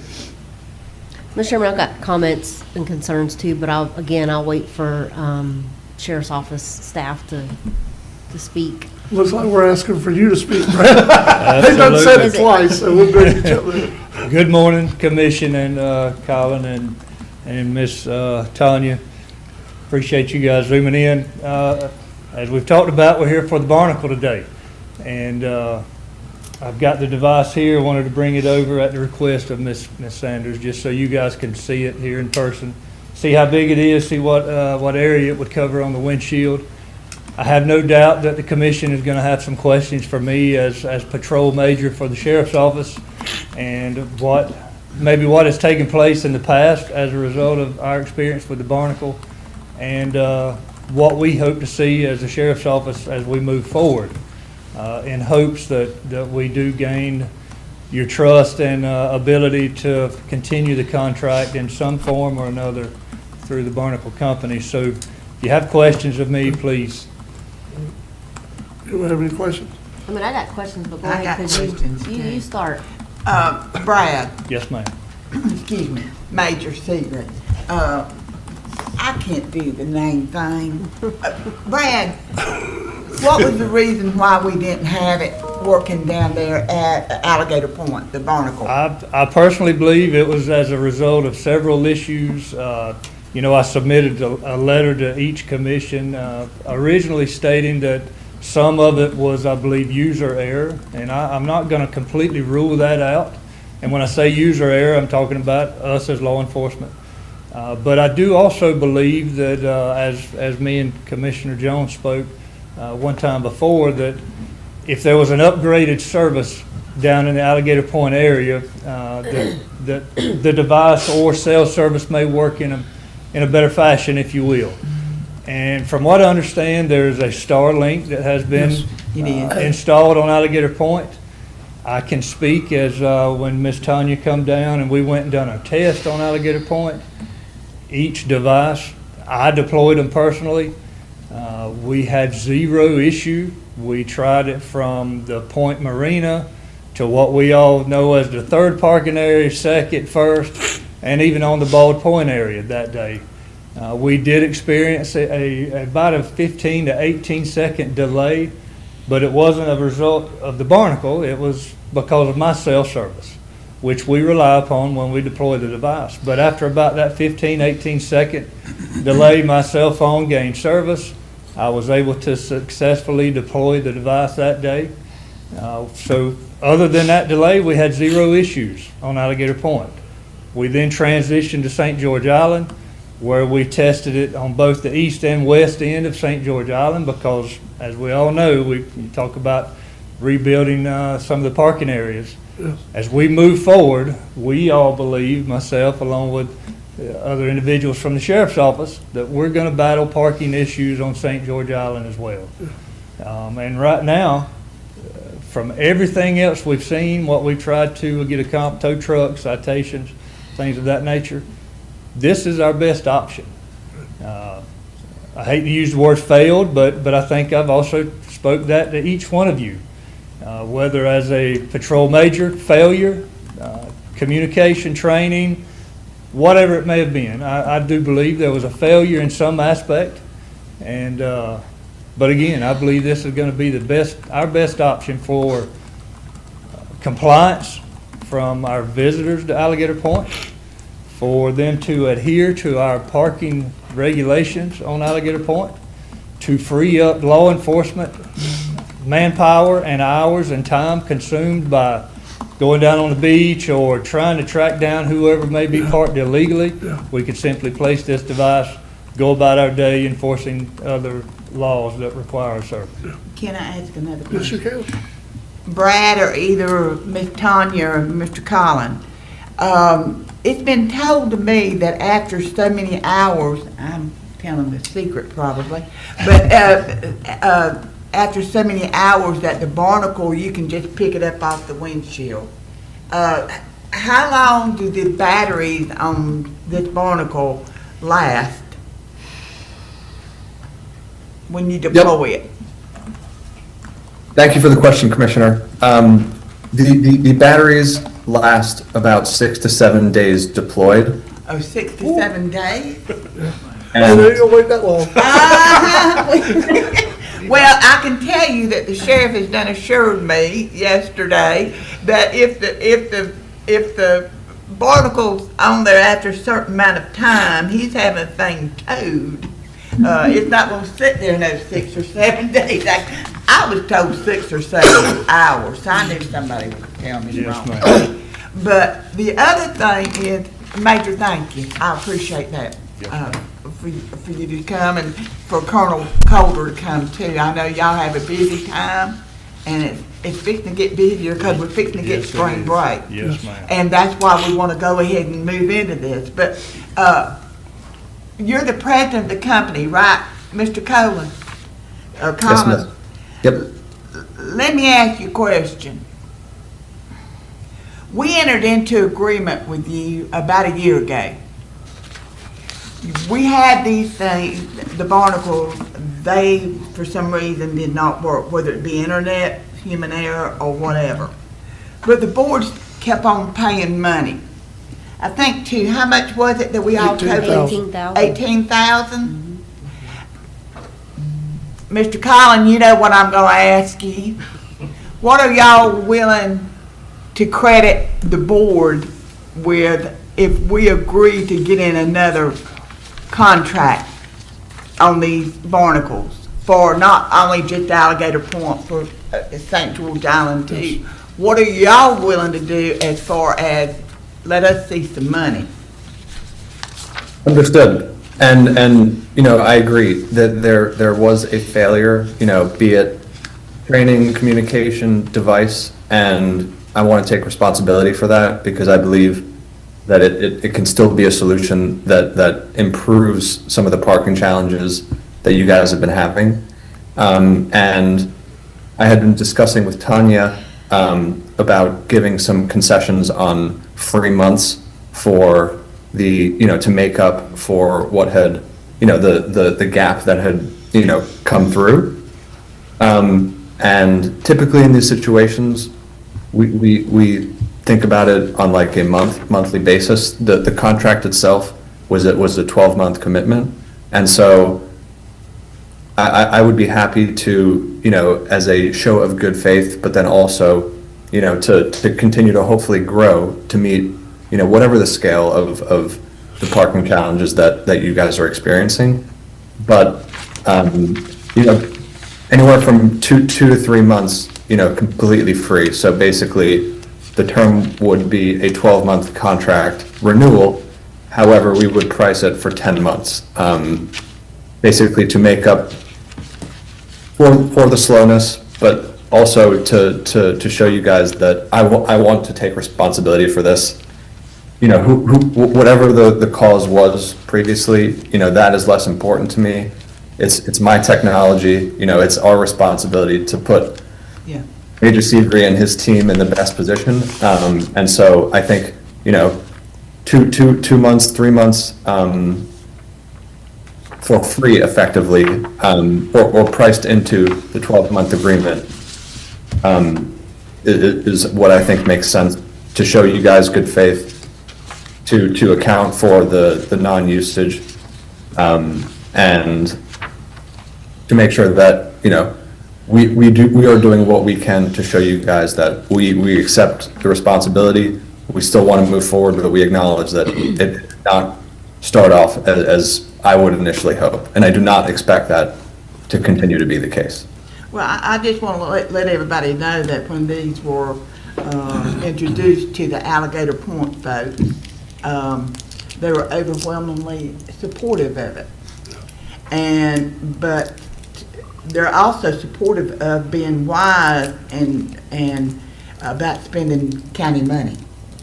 So this is the reason why I mentioned about some kind of a refund, credit, or whatever.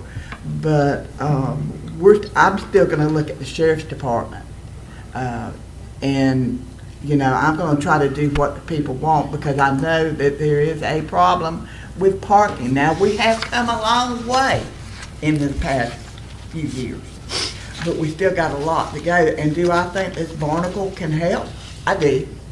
But do I want one on my car? No. I'm not going to be parking down there at Alligator Point though, where I can tell you unless it's a designated parking place. I'm telling you. But no, I'm going to let some of the other commissioners ask questions and then we'll go from there. Thank you, Mr. Chair. Not a problem. Mr. Chairman, in speaking with Major Seagree, my concerns are this. As a commissioner, I don't like to think of myself as a micromanager. I don't micromanage our departments. I have a full faith in the directors and our elected officials, our sheriff, to do their jobs and to do their jobs effectively.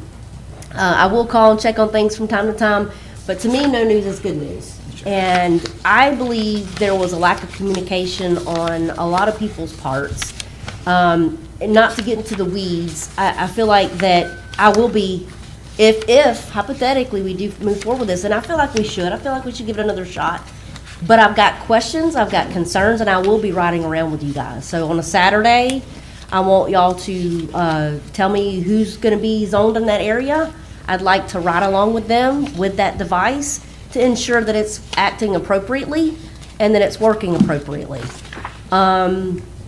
I feel like I will be calling, I will be checking. I would like for that communication. Now, I know, and Mr. Collin or Tanya, I don't know if y'all can answer this, but do you guys have a report for each barnacles you have contracted with whoever? Do you guys have a number list that you could pull up and say, all right, the barnacles in Franklin County, there were 3 deployed this week or 0 deployments? Can you guys, because that's my thing too, if you guys weren't seeing that there weren't any deployments, you know we have a parking issue, did you communicate with the sheriff's office to ask why or try to resolve the issue? Yes, thank you for your question, Commissioner. Firstly, yes, we do have reports, on a device basis that can aggregate and inform you of usage, where that usage is happening, on a daily, weekly, monthly basis. So you could certainly have insight into that.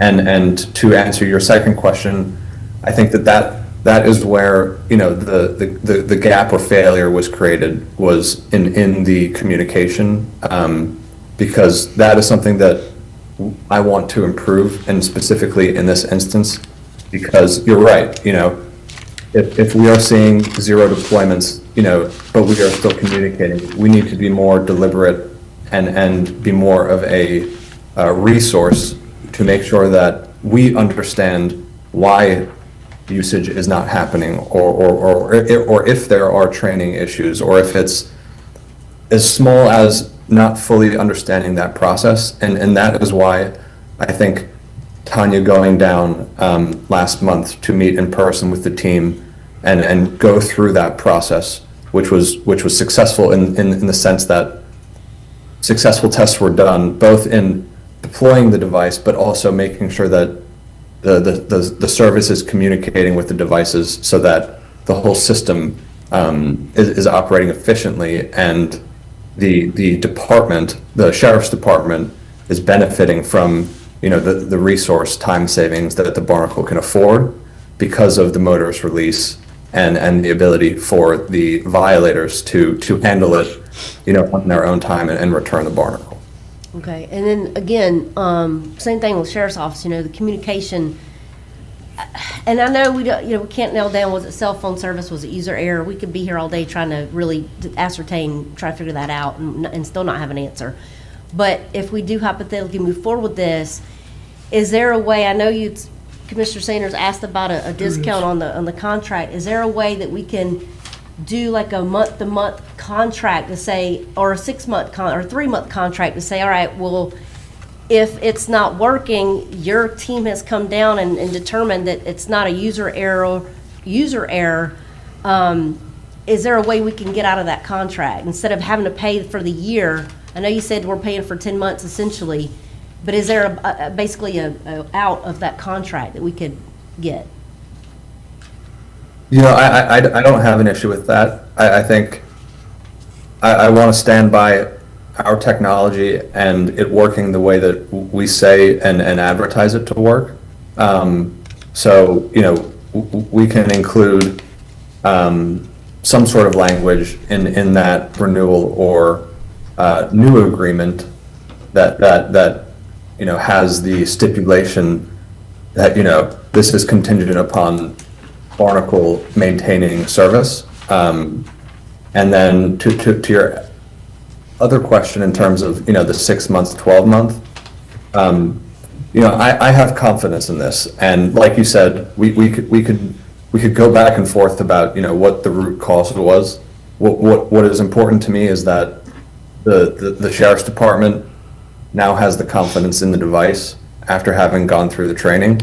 So if a 6-month contract, makes the commissioners and everybody feel a bit more comfortable before making a longer term commitment, I think, that makes sense. And if that's the result of what has unfolded on you know, the previous year, you know, that's on us, right? And, you know, we want to rectify that and make sure that everybody from the county feels comfortable, you know, using the funds and not wasting them, and making sure that you're getting what you are, you know, promised from our technology. Mr. Chairman, I know we're just discussing this today and we're not making a vote, but I will say, as far as I'm concerned, and I'll let some other commissioners chime in, as long as we can, and I appreciate you guys being amendable to all of these requests. I'm okay with having Attorney Schuler possibly renegotiate a contract. Amend the agreement. Yes, amend the agreement. I do believe that they're a great device, you know, in terms of keeping our sheriff's office where they're not having to chase people down. I'm gonna give them, in my opinion, I know we're not voting, but I want to say, I would like to give it another shot based on the information, and then, you know, with Cody and Tanya being so amendable and trying to help the process and try to make it right. But I do want this, and this is my request. If, again, hypothetically, we all determine this is the way we're going to go, I want numbers every week. I don't know how y'all, when your reports come up, once a month? It's once a month. Okay. Whatever numbers y'all pull, I want those numbers emailed to me. And maybe to the entire board, so that we can know, okay, well, they got 0 this month. Well, it's spring break or it's summer. We know that they've got to have deployments this weekend or whatever. And like I said, Major, I would like to ride around with whoever's in that area during some of the peak times on a Saturday or Sunday. I guess Saturdays would be the most peak days, right? Saturdays, so that I can actually be a part. Because like I said, I'm not a micromanager, but when I see something wrong, I'm going to be involved and make sure that it's working right. Nothing against you or the colonel or the sheriff's office or you guys at Barnacle, but I just want to make sure that we're getting our money's worth. And training, I guess you guys, if we need someone to come down and maybe retrain, can we do that? Yeah. Okay. Yep. And then, you know, we also offer virtual training, you know, when and if it is needed, and, you know, without a doubt, you know, my main priority is to make sure that you are confident in the processes that, you know, we are helping the Sheriff's Department, Major Seagrey and his team. And, you know, if that includes more training, if there's a new employee or individual that's brought onto the team that wasn't for training beforehand, you know, that is part of what our program and technology provides. And as a new technology, training is, you know, incredibly important. And I think the good thing is that we want to make our process and device as simple, quick, and safe as possible. And so, you know, the incentive is fully behind us to make sure that we are providing that. And, you know, moving forward, that is, you know, without a doubt, that is a commitment we want to make. Thank you. That's all I have. Commissioner Ward, I totally agree. Accountability is key here, and I will accept that. Moving forward, should we, again, enter into this agreement, and I know Commissioner Jones, he gets that monthly report. Yes. We've talked about that. Yes. He's called me on a couple of occasions. So that report would be generated. I definitely encourage each of you, if you'd like to jump in that patrol vehicle and Ms. Cheryl says no, and come and experience. Oh, all right, give you a couple of I have to. Right, come and experience some of what we do see on Alligator Point, St. George, or whichever area of the county it is that you may want to jump in. But I would also like to say, keep in mind with the Barnacle, as we progress into spring break and then our summer months, I think that, I hate to use the word naive, but almost, I may use that word, is simply if we deploy the device 5 times, 10 times, to gain compliance or to gain education, to get it, so the community, the visitors adhere to our parking ordinance. We're going to go a period of time that it's still going to sit in that drop box. It's not going to be deployed. because of the Sheriff's Office campaign on Facebook that talks about the Barnacle, signage that's going to be deployed to talk about the Barnacle. So ultimately, our ultimate goal is that it sits in that drop box and we don't have to use it. Yep. Because we have gained compliance and adherence to our parking regulations. So no doubt, we're going to get reports, and I hope to see it deployed on some windshield. I'm going to take some photos, and we're going to blast it everywhere. I'm sure the sheriff is going to have fun putting it on Facebook. But I do know also, again, there's going to come a time where it's going to sit in the car. It's going to sit in that box because we have come to that ultimate goal of zero parking issues on Alligator Point. Yeah, wishful thinking. Yeah. College kids, spring break, their head is just hard. They don't listen. But anyway, yeah. Can I just say something? What you're saying is true, Brad, because if you remember last year, and Rudy and Nanda is out there and shaking their head up, last year when it was told that we were going to have barnacles, start having barnacles for parking problems down Alligator Point, you didn't have a single problem there. It was after they found out that the barnacles didn't work that we had a problem. They didn't see them on those vehicles. But the one thing I think is going to help it immensely is by this board approving the emergency management person, Jennifer Daniels, to put Starlink down there. I think you're going to see that because that is a problem. And I just want to tell Colin, the internet stuff in Franklin County, we have all kinds of problems, dispatch and all that, and it's just where we're at, and we don't have sufficient. Hopefully that'll change soon, but I agree with you. And I'm like Commissioner Ward. Let's just give it a shot, another shot, and see if it worked. This time we will individually be monitoring it. I don't micromanage, but I can monitor.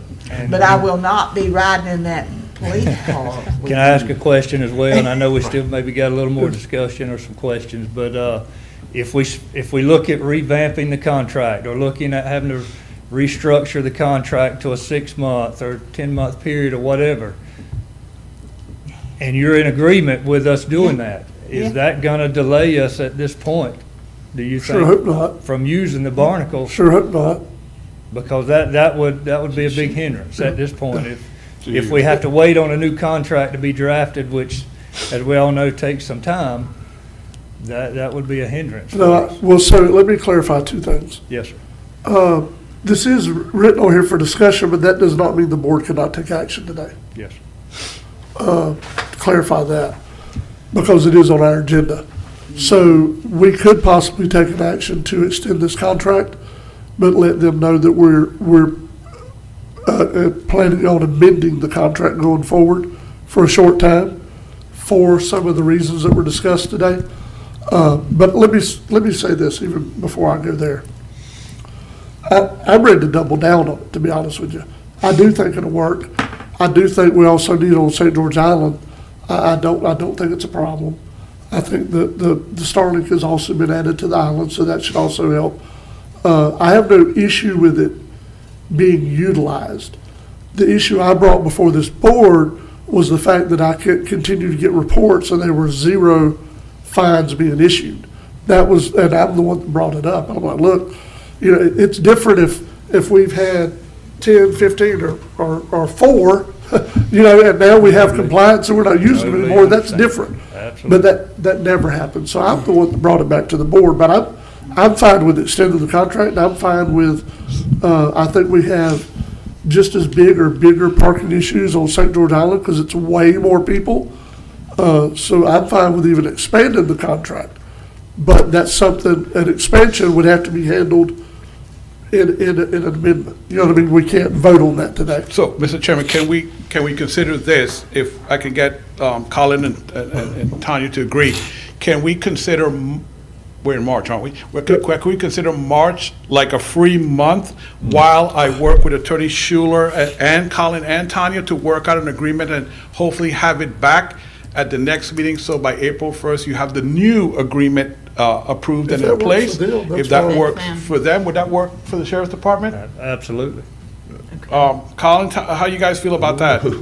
He's got. Oh, I'm sorry. Yeah, My bad. I've been patient down there. I know, my bad. Well, okay, from now on, sit on this end of the table, I'll let you speak. No, I'm just kidding. I will have to. You know, I mean, you know, Well, it's fine, but working Well, I was just trying to give you more information to consider as you speak, sir. No, that's fine. I've got loads. Let me ask, look, this is a question, I guess, for both of y'all. The training, when Miss Evans come down, who received the training? Was it, When the original training took place, we done it at the sheriff's office. We brought in our command staff, our lieutenants for the road patrol. Ms. Tanya did the training via Zoom, if you will, in the sheriff's office, the actual sheriff's office. We each had a Barnacle device in front of us she went through the training there. It was not an in-person training, which a lot of times I believe is more important. Ms. Tanya, you hear that, Colin? I think that in-person training does benefit more, but that's where it took place. It was at the sheriff's office via Zoom call. okay. Another question, since we obviously have communication issues as far as cellular. What happens if it gets deployed and then someone can't, make a transaction because they don't have, they might have T-Mobile, whatever, Right. Is there an override with the sheriff's department that y'all can do to override the There is. device? We can override the system via key, and we can remove the device, and if at that point a paper citation is necessary, we could issue that citation. Okay, and the reason I'm asking, because some of the questions have been asked to me, and I know we probably touched on that a lot a year ago when we first went into this. My other question is, with those reports, those monthly reports, did they go to the clerk's office or did they go to the sheriff's department? As far as the usage? Commissioner Jones was receiving those reports, and Commissioner, I'm not familiar, I don't know if they come directly from them, if they come from the clerk. I know they didn't come from the sheriff's I office. just know I kept seeing them. I'm like, what the world is it? It took me 6 months before I even realized what they were. Now, keep in mind, I just kept myself deleting them. I and thought they was, I'm sorry, I myself thought and they were Colonel unimportant, so I Coulter. kept deleting them. we, as moving forward, again, monitoring and being, under that thumb, if you will, we can keep an eye and keep track of that, and I could send a report. He could send a report. Captain Ham could send a report to a designated individual, the number of times it's been deployed or things of that nature. No, I was just curious if those kind of reports, I think Commissioner Ward had asked Colin, if those reports can be made. I'm just trying to figure out who's going to receive those reports. Is that going to be the sheriff's department, or is it going to be the clerk's office? Obviously she's getting transactions from this, so I just didn't know where those reports were going to come into. Right. And of course, I couldn't answer Okay, for the clerk's question. office, but again, I know Commissioner Jones was getting some reports. Yes. I don't know where they were coming from, Commissioner. Okay, now this goes to Colin, just from a business perspective. When we first initially discussed this over a year ago, I supported it, but I was sitting there in my mind's eyes, we're in a 12-month contract for something that we're really going to need roughly 4 to 5 months out of the year. And I was fine with it because I know we have issues, and we're also potentially going to expand to St. George Island because we have parking issues there. And then other various, as our county obviously grows, we're going to have, continued problems.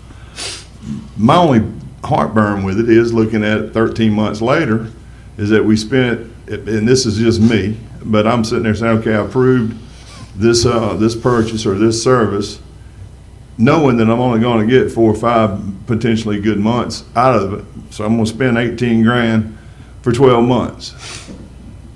Now we get to month 13 and we realize that we paid for a service that never worked. So I had some heartburn with it. And I will say this, I support having something done there, whether it's your company or another company or what. But I'm 1 of 5, but I'm going to tell you, 2 to 3 months really ain't going to satisfy me. I'd like to see 5 to 6 months of a credit, And then we can have a serious discussion about renewing this contract as far as I'm concerned. And again, I support our sheriff's department. If this is a tool that they can work with, I'm fine with it. But just from a business standpoint and watching the taxpayers' dollars, I believe you need to come off the pocket a little bit more than that to satisfy Commissioner Amison. Now, I'm one of 5. But honestly, I think that would be justifiable. And keep in mind also, obviously, we support some type of enforcement with that.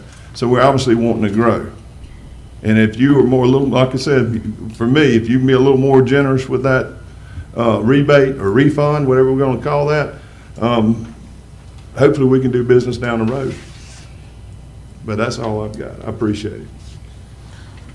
Colin, I got a question for you. Yes, sir. Devices, what cell service do they use? Is it whatever tower is pinging off of, or is there a specific cell service? Exactly, sir. The technology is built to leverage the closest and most efficient provider in the area. So it will depend on where that device is and who the prominent carrier in that territory is. Gotcha. As some of the commissioners stated already about micromanaging, I'm not a fan of micromanage as well, but I do understand, and I do understand that we can't be completely hands-off, and we still have to check on things from time to time, which I do, and that goes from the commission to the command staff at the sheriff office as well. I think today, discussion with Barnacle and with them, you know, with us potentially going to this agreement with a credit and modifications in our contract, that is something that I support. We got to do something at Alligator Point. I was in favor of this last time. I hated that it didn't work out, but you know, between operator error and some company issues, I think with talking with Major Seeger, I think, you know, we probably should give it another try with those stipulations. So that's where I stand at with that. All right, anyone else? One more thing. Now, I don't know who I'm gonna have to ask this to. So you get the Barnacle, you take a credit card or whatever you got down to that little station thing, that little, how did it work? Yes, ma'am. And of course, they will be able to explain it a lot more in depth than what I can. But once the device is placed on the vehicle, you come back off the beach or wherever you're at from enjoying your day and parking illegally, you see this device on the vehicle. It's got a, what is that? QR code. QR code right here, and or a website that you can log into via your phone. And it will accept that credit card information right there. It will give you a release number on your phone via text or website. You would punch that number into the keypad. It would release the device, so you don't have to go to a box or anything at that point. You're doing all that right at your vehicle where it's at. The device would release. You can actually hear the suction cups releasing from the windshield. You would take that device. It gives you instructions at that point where our drop box is, which again is on Alligator Drive right there across from the new fire department. It gives the actual physical address of that drop box and information of how to deploy it back into that drop box. So me as a motorist, I would come do all of that, pay my fine, pay the information, take the device, drive to that location, slide it into what appears to be like a mailbox, if you will. And it goes into that and is ready for its next use. Okay, because first they were saying you had to go down here, stick a credit card in. I said, well, if they don't, if the thing does not, the Barnacle don't communicate with something, the credit card's not going to communicate with something. And currently, another reason why we're not trying to use them on St. George Island at the present time is because we only have one drop box. And of course, we couldn't require somebody from St. George Island to drive all the way to Alligator Point. They're probably going that way anyway. They live in Tallahassee. Most of them, most are. But anyway, to drive down and drop the device into that one drop box. If if we decide that as going forward, we want to utilize it on St. George Island, which again, I believe we will, we're going to have to, of course, acquire another drop box and put it in a central location for that. Okay. Thanks, Brad. Well, I'm hopeful that the amendment we're discussing also has in it expanded service. So Yeah. not just Yeah. narrow it down to 6 months, but also add additional service. So I think it's a conversation we need to have. Mr. Chairman, I do have additional question. How many barnacles right now do we have? We have six devices and one drop box. And how does it work? Like, does 6 devices come with one drop box? Or, I know we discussed this when we approved it the first time, but it just refresh my memory if you don't mind, and for the people that are here listening today. Kyle and Tanya, I'll let y'all speak. I don't, Yep, we, the drop boxes, you know, we sell separately to the devices. And so in this instance, you guys have gotten the six units, plus the one drop box. And then those are kind of separate line items. And, you know, you know, maybe this is not the appropriate time to propose this, but, you know, if a second drop box would be helpful in the sense that you would be able to deploy more confidently in both the areas, you know, that is certainly something that I would be happy to include in the concession and or follow-up amendment, you know, to account for the gap and the you know, the bad experience leading up to this. Okay, thank you. Thank you for that. That sounds good. So let me clarify, I think, what she was asking.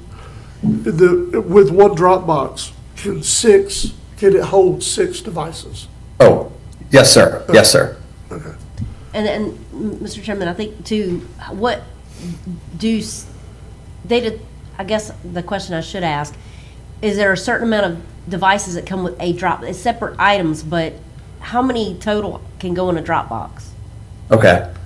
I believe you guys have a large drop box. So that is up to 7 devices. Okay. Thanks. That's helpful. Yeah. Anyone else? So do we need, I mean, are we good with where we're at? Is there any action needed by us today? Mr. Other than what we I discussed? think that we need to, as Commissioner Amison said, I think we need to just, I don't feel personally comfortable motioning for I want them to be able to use it, but a month, I don't think, I mean, we could probably have it back by. Your next beginning meeting.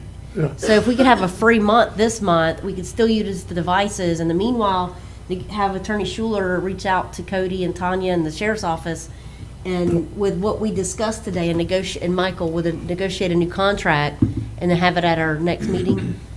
Is that Yeah, but okay?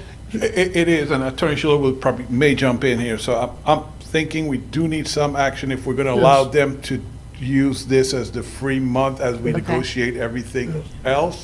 But here's the thing. Because your original Yes. cancellation letter, I think, had a termination date of July, or not January. 8th. It I did. think January So by 11th, motion and yeah. vote, we need to agree that it's going to be extended until we can amend that contract. Well, I would just say this month, so. Okay, but you know, either way, you know what I'm saying? use But there does need to be some action by us.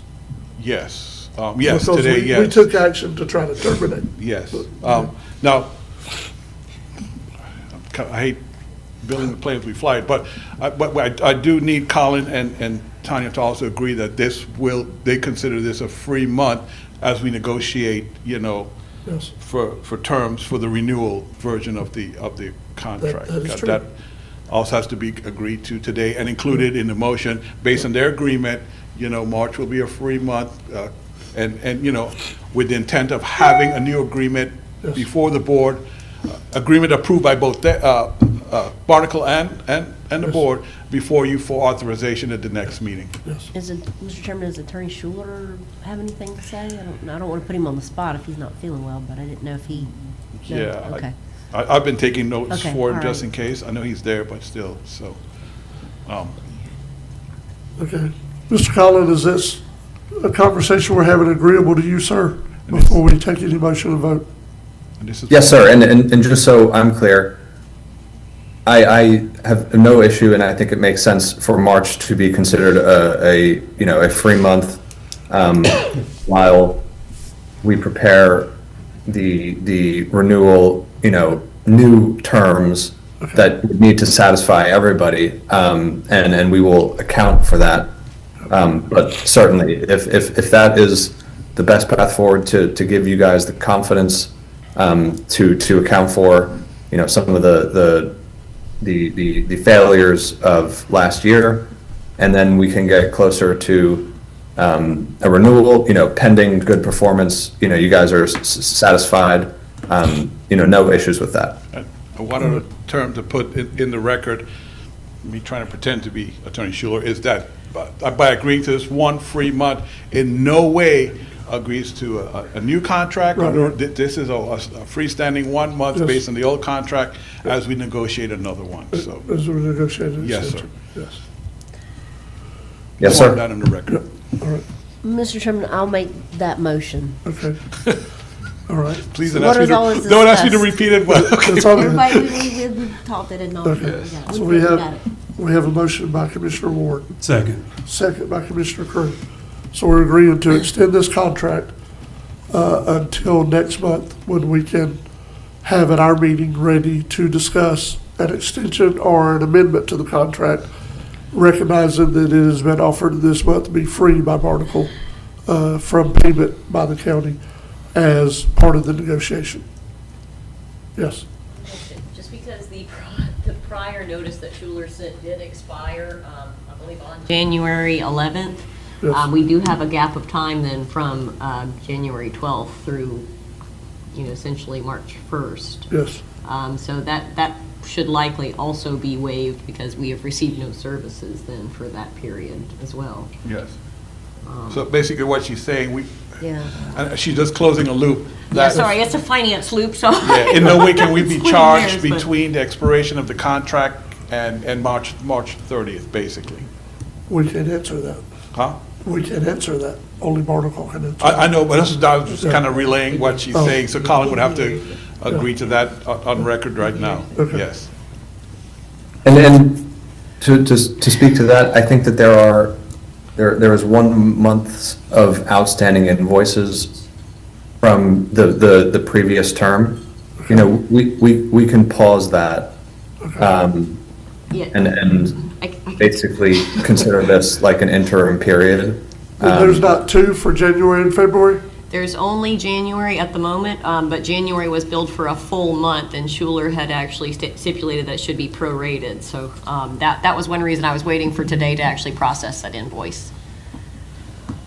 Okay, yeah, and I think if okay, so January and February are still out in the sense that they are part of the previous contract agreement, and then March, would be not considered part of that contract. So we can pause those, include the month of March as a free, use, and then get together to determine what the best path forward is, should you continue to agree, and should the service be satisfactory.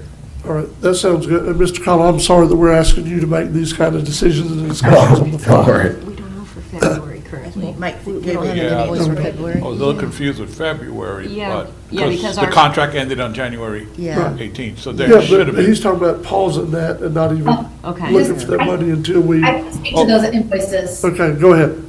So the invoices, the reason that you got those invoices is because we gave you guys some grace before we started to invoice you, because I'm the account manager. So that if you read the terms of the contract, it's the way the contract is written. The contract is a full 18,000. You weren't invoiced for the full 18,000. Those last two invoices brings it to the full 18,000. So the way the contract reads is it's a full 18,000. So it's broken out into 12 payments to bring it to a full contractual 18,000. That's so they're billed out into 12 payments. So the last payment would be coming, so the January payment, the February payment. Okay. It's not the months of service, it's the That's- amount that you pay That's for the the. key. It's not about months of Okay. service, That's it's, good. it's It's the amount of 12 contract. payments. Okay, I get it now. That's fine. So that's why you have a January and a February invoice. Okay. That's fine. We just need the question answered, but thank you. We appreciate that. So that's why you have the two outstanding invoices. So you won't be billed again, and so the March invoice, you won't get invoiced Okay. until we agree with a contract. Does that answer the question, Ms. Aaron? It does. Okay. Did it help? It does.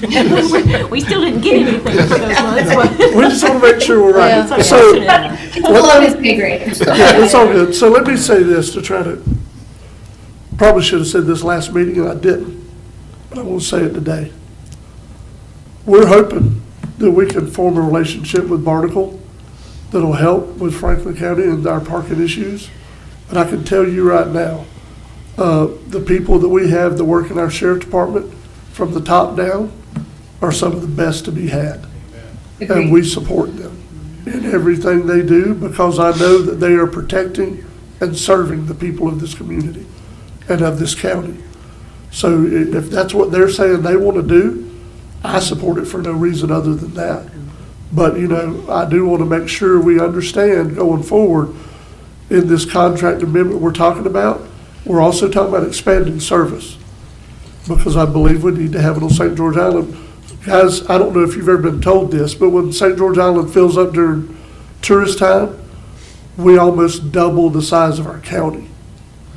I'm not surprised when I was out there. Yes. So we definitely have parking issues and they definitely need to be addressed. So that'll be a part of what we're talking about doing. Yes, sir. All right. So we thank you for all that Have we input. voted So, on that, though? no, we did not vote. Let's make sure we know what we're doing here. So we have voted on extending this through March, realizing we're not going to be billed for it for March. And we are teeing up to have a contract extension discussion at our next meeting that would include expanding services to St. George Island. Amongst other And things. including Yes. them being continued on Alligator Point.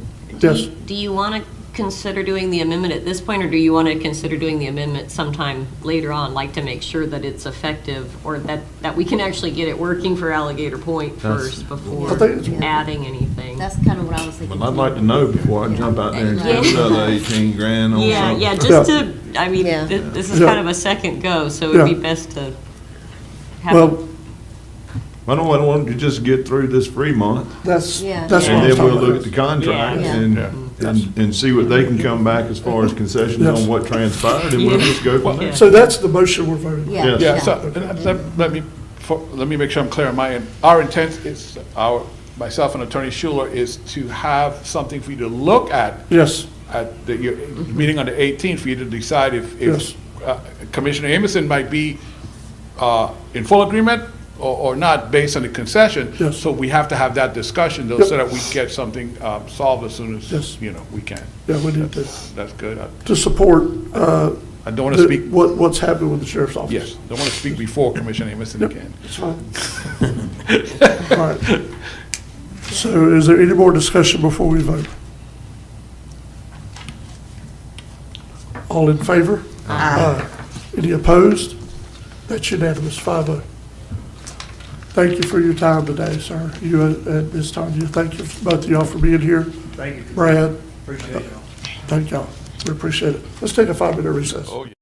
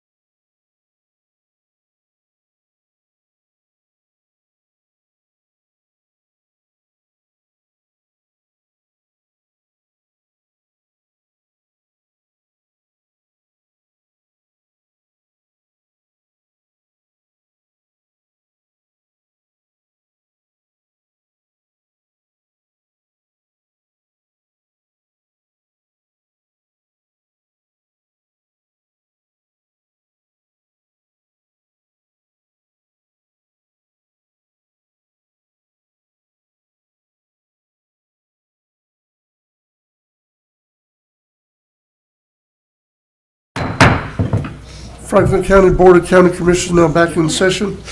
Mr. Barone, you're up next, sir. Okay, before I begin, there's a hand raised on the attendees of Ms. Teresa Jacobs. I didn't see a speaker card, so that's why I did not recognize Ms. Jacobs. But I don't know if she did it accidentally or not. I will try and get with Ms. Jacobs afterwards and see what the issue is, and then we'll figure it out. All right, Commissioners, I have one, which is actually a discussion action item, which Commissioner Amison, as you see in my narrative, he attended the last partnership meeting, and he wants to discuss this with the board because he was informed of the amounts in the House budget, the Senate budget versus what the governor would like them to approve for Apalachicola Bay funding, and I will let him take over after he speaks to the board, informs you guys. You guys have this discussion. What he is looking for in the end is a letter, the chairman to sign a letter of support for this actual funding request. Commissioner. It's basically a repeat of last year. Last year, if y'all remember, the governor asked for $20 million. I think at the time the Senate had agreed on 5, and then the House was 0, and then they settled at 2.4. This year, it's a $30 million ask from the governor. We were updated at the partnership last week that this was FWC's update. Where it was at right now was the Senate was at the Senate was at 15 million, and the House was at 2.1. No, I'm sorry, I got my numbers. It was 2.1 last year, and I think the House, or this year, is at 2.4. I know the city of Apalachicola has sent a letter off to the legislators trying to support, give them support the governor's request. I figured that we, as a county, need to kind of mirror that as well. I don't know what to do at this point, because we all know, this whole community knows, without material in the water, our bay's never coming back. That's just the bottom line. I mean, call it what it is, but obviously the rest of the state of Florida only want to, just to me personally, and this is just me, but when our bay opened up, it was, it's on fire. Everybody was excited, all the state, and everybody wanted to take a picture holding a bag of oysters and, this and that, yada, yada. But now when it comes time to pony up, it's nothing again. So that's my frustration. So take that for what it is. But the ask is that we get the chairman to sign this and see if we can get some support from the legislators during this session on that. Mr. Chairman, I do have a couple of questions. All right. In terms of the letter, and I'm trying to pull it up right now, but is there a way that we can broaden that? I know we're the request is sending it to the chair of the Senate Appropriations Committee on Ag, Environmental, and General Government, but can we expand that and send it to any and everybody out there that we can? I mean, anybody that, we don't have to send it to the governor because he's obviously asking for it, but send it to the Senator Albritton, send it to Speaker Perez at the House. Okay. And to this individual here. That way they know where we stand. And also remind Representative Perez that we gave him a bag of these oysters. That he didn't know how to shove. So, I mean, I agree with Commissioner Amison. It's frustrating. They say they want, and they support, but then their actions are otherwise. Gives us otherwise ideas about what. So, I would like to do that as long as the rest of the board's okay with that. Just expand it in addition to sending it to Senator Brodeur, send it to Speaker of the House Perez and Senator Albritton for the Senate President. I will. And anyone else y'all have. Yeah. I'll invite everybody to be given a letter, but now what you have to remember is, if I'm not mistaken, I think the session goes out 13th, which is next Friday. Yes. So 13th. It's got to happen quickly. Yeah, and we need to do it quick, because this is where they're fixing to start to get together to balance out, the House and Senate trying to, come together, joint body, trying to hammer this stuff out. So if we don't go ahead and get that thing in there, we're gonna miss an opportunity. Yeah, but tomorrow, Angela and I'll get the letter together. Besides sending it snail mail, I'll make sure it goes out, email tomorrow, which will indicate it's going to be followed up with a letter from the, Yeah, hard copy. Yes. Yeah. That's good. Could I ask a question just for my education on this? Because I'm obviously still learning the state and hell, the county for that matter, but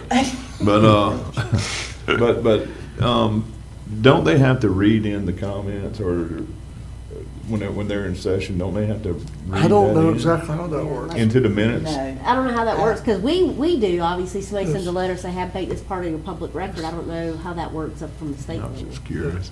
Now, It'd be nice. I do know, just to help clarify, because I had the same concerns. So I reached out to the representative when I saw the 3 and the 15 and the 2.1, I think it was. And he assured me that yes, that is what the House has said, but there's also money in a bill, an agricultural bill, that's close to 25 million. But it's just. But not that goes to the Department of appropriation. Agriculture? Yes. That's gonna be in your Department of Agriculture budget then, is what they're gonna But have. they're gonna have to spend that throughout the state, though. That's not gonna be just. Right, that's the question. Unless it's specified Yeah, for but see, Apalachicola Bay. well, now, that's the thing on the governor's ask with the FWC, it's specific in there, the language is Apalachicola Bay. Yeah. You know. Remember last So we can year- ask them to see if that's specific language, that I did not ask, but that's what I was told. So there's money in that appropriation request, but there's also money in the language of a bill.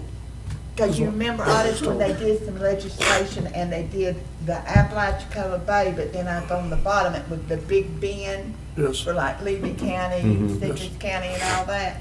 So if it's specified for Apalachicola Bay, this is the only place it'll be spent at. But if it's not, then you're gonna have to share. You know, Mr. Chairman, how about reaching out to the lobbyists and That's see what I was if about to there's say. any way, let me copy Aaron and put like a trigger word, a trigger sentence that say, hey, that money that's going to Department of Ag, could you designate some of that specifically for the Bay? And Put an amendment in there. Yeah. That's kind of where I was Amend the gonna ask language. to. see, he could help us That's what he gets paid to construct do. the wording the way it would be Yeah, most let's have that effective. conversation too. Yeah, okay. Yep. No, Commissioner- oh, go ahead, I'm sorry. I got a question for you, Commissioner Amerson. And I know it take way more than this, because we always talking about material, but have we ever reached out to Levens over here with all them moisture shells that they got? Like, how does that work? Now, I'm not gonna speak specifically on Levin's business, but a lot of those oyster shells, Yeah. what the trend is now, and people don't realize this, is that, excuse me, I just noticed my guardian was plopped down there, but whenever they buy shells, or, I saw shells, or shucked oysters, and predominantly, all that comes from Louisiana, Texas, and out of state, and it has done that for years. They don't shuck Apalachicola oysters. Right. Now what's happening is those companies are wanting their shells back. So that's part of purchasing that. If you'll notice down at Levin's on the other side of the road, they got those vats set up and they're putting those shells in those vats, they're putting them on semi, sending them back out. Because that per se is still part of, property of the, and that's a trend that's starting to happen more and more. I know in some discussion with another oyster dealer, and y'all all know her, but I'm not gonna throw any names out here, but she's a little more, she can get her feathers ruffled, and they told her, we want our shells back. She said, when I buy that bag of oysters, I buy everything in that bag, those are my shells. But in that discussion, like she told me, eventually, to stay in the game, you're gonna have to comply down the road somewhere with who's furnishing you your product.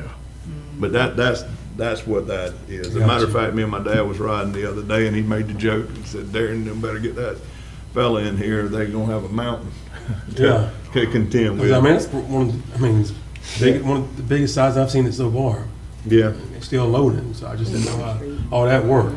But to answer your question, a lot of those shells have to go back to back. who they bought them from. Gotcha. So I've had that discussion with FWC and the partnership. We've discussed that because a lot of times have just changed. They're more proactive out there on, shelling and stuff like that, you know, replanting their beds and all, than we are in Florida, to be honest with you. It's a shame, but that's the case. But you gotta look at the size of the shellfish programs out there. They got a lot more area, where here it's just Apalachicola, the Big Bend area right there, and then the rest of the state don't really care until you open it after it's been closed 5 years and everybody wants one. And they wanna get a picture. But that's basically where we're at. Gotcha. All right. So do we ever make a motion or a vote toward this letter? I did, well, did I make a motion? I don't think I did. I don't think it made a motion, right, Jess? I didn't, because I asked if we could expand Yeah. it. So I'm going to make a motion to expand and send letters to the Honorable Broder, to House Representative Speaker Perez, and to Senate President Albritton. I'll These second with a question. letters. So the list that I have in the narrative, plus the Speaker of the House and the Senate President, basically Correct. what we're doing? Okay. Correct. Was gonna be. And again, in Perez's letter, say, you remember eating them oysters. I'm serious, because he got a bag. Send him a picture. Yeah, send him. Send him a Remind him. picture. Remind him. Yeah. I got the picture. Want me to send it to you? I'll send it to you. You had a All right, so we question, do have a somebody? motion and a second. Commissioner Ward and Commissioner Anderson, go ahead. This is to Michael.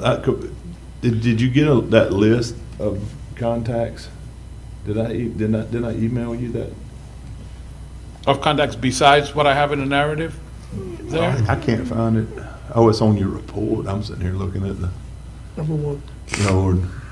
Yeah, the chair of the Senate Appropriations, that, Yeah. yep. Okay. I couldn't remember for the love of God. You did. If I You sent it. sent you Okay. You sure did. Mr. Chair, I got a question since we on discussion with the Okay. second. So would it be beneficial for a lobbyist or one of us to appear before the Appropriation Committee on this? Like, When are they having it? I guess we could. I don't know what they normally do. Yeah, I because don't know. usually, you know, have it open for testimony, whatever, you open the floor up, I Yeah. don't know. I don't know if that's still even, We need to find out. yeah, we But need to yes, find that out. That's a good idea, though. Yeah.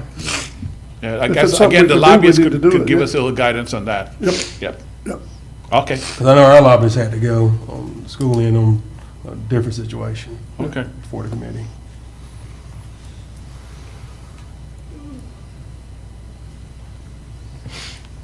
Sometimes it's good to see people in person and, you know, get the mail. Yeah. All right, any more discussion before we vote? All in favor? Aye. Any opposed? That's unanimous. all All right, right. commissioners, making a note, I'm sorry. All right, so everything else is informational.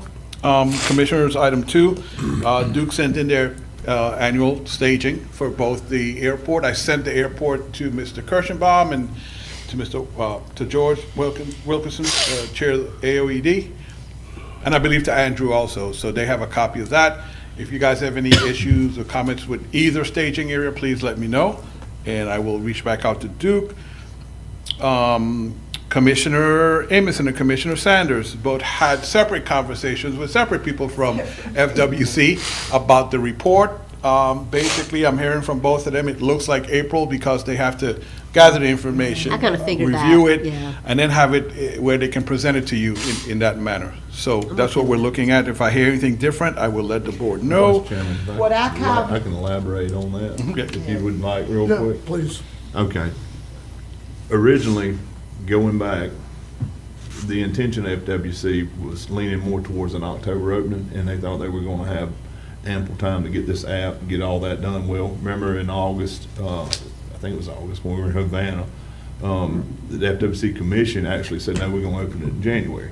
So they had to do they were burning the candle at both ends to try to get this implemented. And they've been very lenient, FWC has, on violations, stuff like that, because they knew they were having some issues, technically everything, the hell in, hell out, the reporting.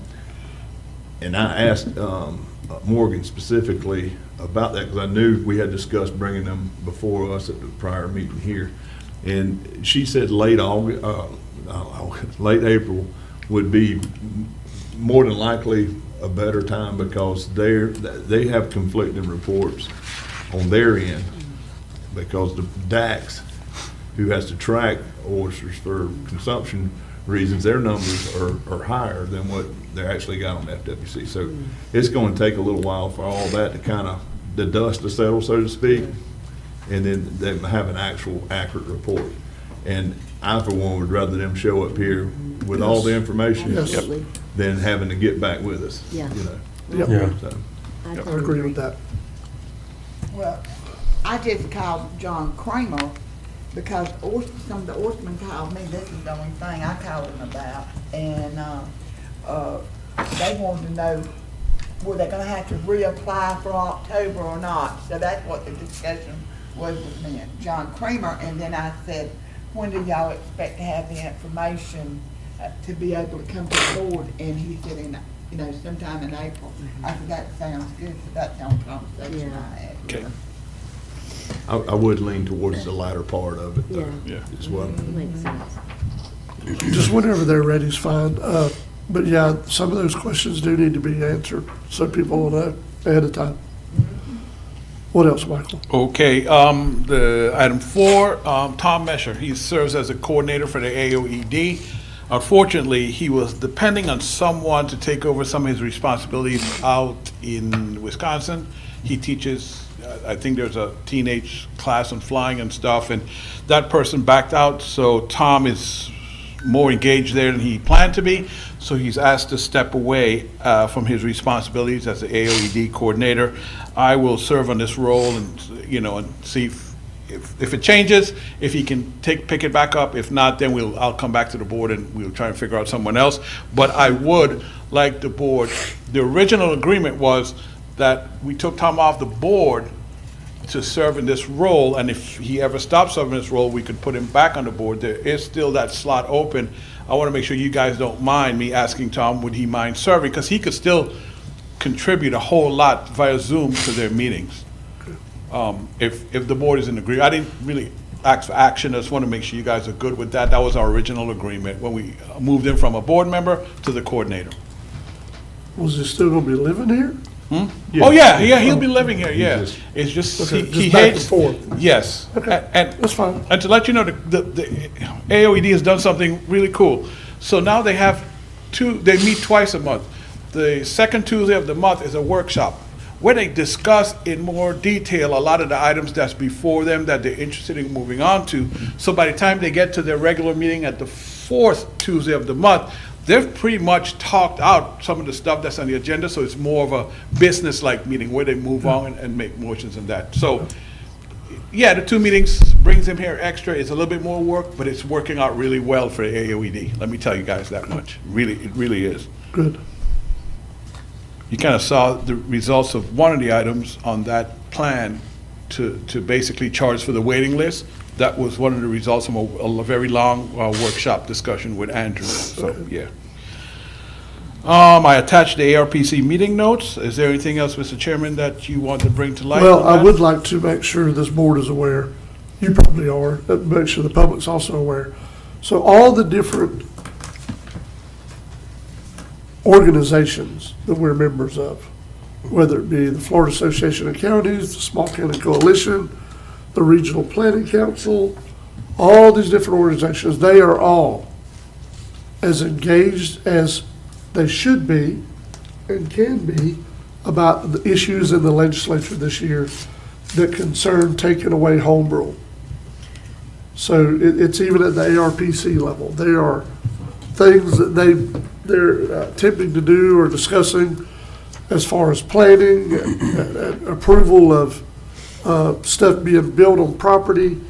There's just a litany of things that they're making sure not only we continue to be kept up to date on where the discussion's at, but if and when the opportunity presents itself, kind of the talking points to make sure they understand what they're voting on and some of the things that some of the consequences they're gonna create that they maybe haven't thought of.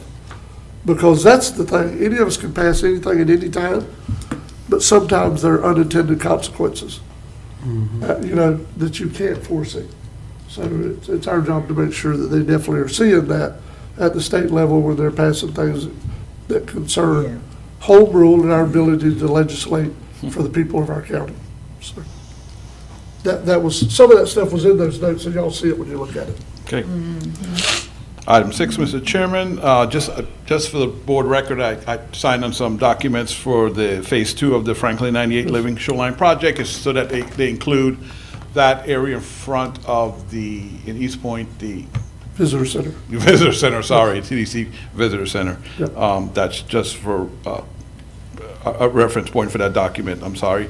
Your meeting dates are there. So I have three items I just want to discuss with the board that came up. One of them, came up yesterday. One, I got a call. Actually, I was in the parking lot of the doctor's office from Renee, pretty upset. Up to now, she has not received, yesterday she said any, if I'm not mistaken, but I know for sure she has not received all the inventory list from all the volunteer fire departments for the emergency work that this board commissioned Williams to do, because some of those chiefs stood in front of you guys and said, hey, we have a dire situation, we need you guys to do something. You guys got some paid from ad valorem money, basically, to get this done, and so we're now waiting for that inventory. I think there is some confusion where some of the chiefs think, well, if they're getting paid all this money, I think they're referencing the big project, which is the, being funded by Triumph, and where we have these weekly meetings with the communication. No, this is not that. I think that is the problem. Yes. They're getting confused. Yes, so that group will be more hands-on. They will be more involved, because you probably will be getting more newer radios as part of that deal. This is just, you guys paid Williams to create I hate the word temporary, but a newer network that would allow all the volunteer fire departments to talk to the sheriff, to talk to each other, to talk between departments. But William needs that list, because right now the sheriff's department is good to go. They're ready to hit the switch. Williams is good to go, but without that list, then they won't be able to communicate. So, Michael, the other thing that came up when I was talking to Ms. Renee was, so they could charge us extra. They could come and inventory each department and do it themselves, and then try to turn it on one at a time. But that ain't gonna be no better than what they got right now. No. To try to phase it in. Yeah, the whole idea is to get all the inventory and just turn it on. And she told me in one day, if everybody cooperates, they can have this done in one day. Yes. That's. Well, I contacted all the fire departments I'm supposed to contact. Yeah. And they messaged me back and said, thumbs up. Okay, I'll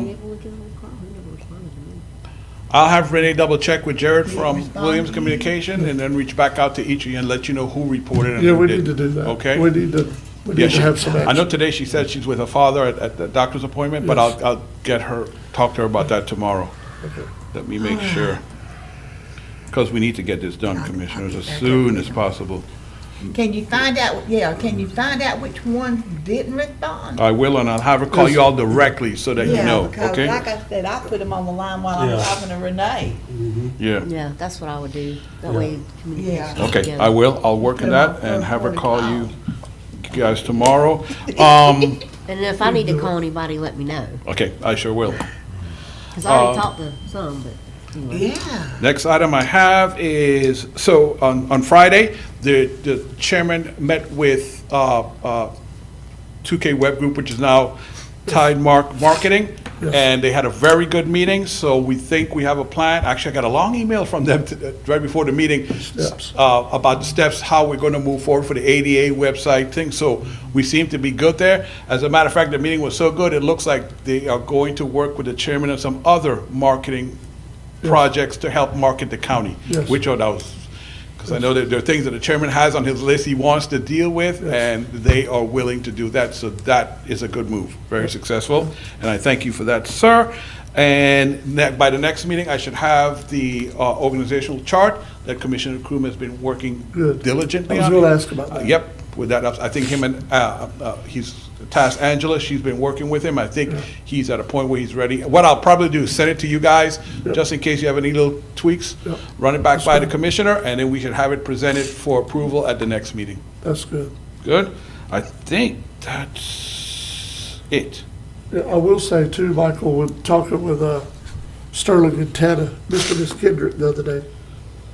So I do think we have something we can work with for ADA compliance, because I'll remind the board, yes, we have a little bit of time, but time sure goes by when you're doing what we're doing. And the ADA compliance that's under the federal government now, that's coming, it involves fines and penalties if you're not compliant. So it is a serious thing. And it's really, you don't think a lot about it until you start thinking about site plans. Yes, that's what. And stuff that's drawings and, Yeah. and, you know, it's got, I mean, that's got to be ADA compliant Yeah. with that new law. It's got to have something where it switches and it's something they can read. Yeah. You know, this building, that building, you know, it's north of the road, or it's got to be legible for those that have, Yeah, that Commissioner- need that compliance. I don't look good in prison attire, so I would prefer we get it worked out. That would be better. Before And I we- also talked to them about, just so you guys know, I also talked to them about redoing our web pages and putting them all under one, everything that's the county. So from administration to building department, to zoning department, road department, Emergency emergency management. management, you know, everything. Mosquito control, doesn't matter. Everybody's got a part on that way, and it's a consistent look and feel. Absolutely. I think that would be great. And the other thing I talked to them about, that we've talked about in recent years, but we haven't moved it on, but I think they're wanting to help with the project, is coming up with a strategic plan.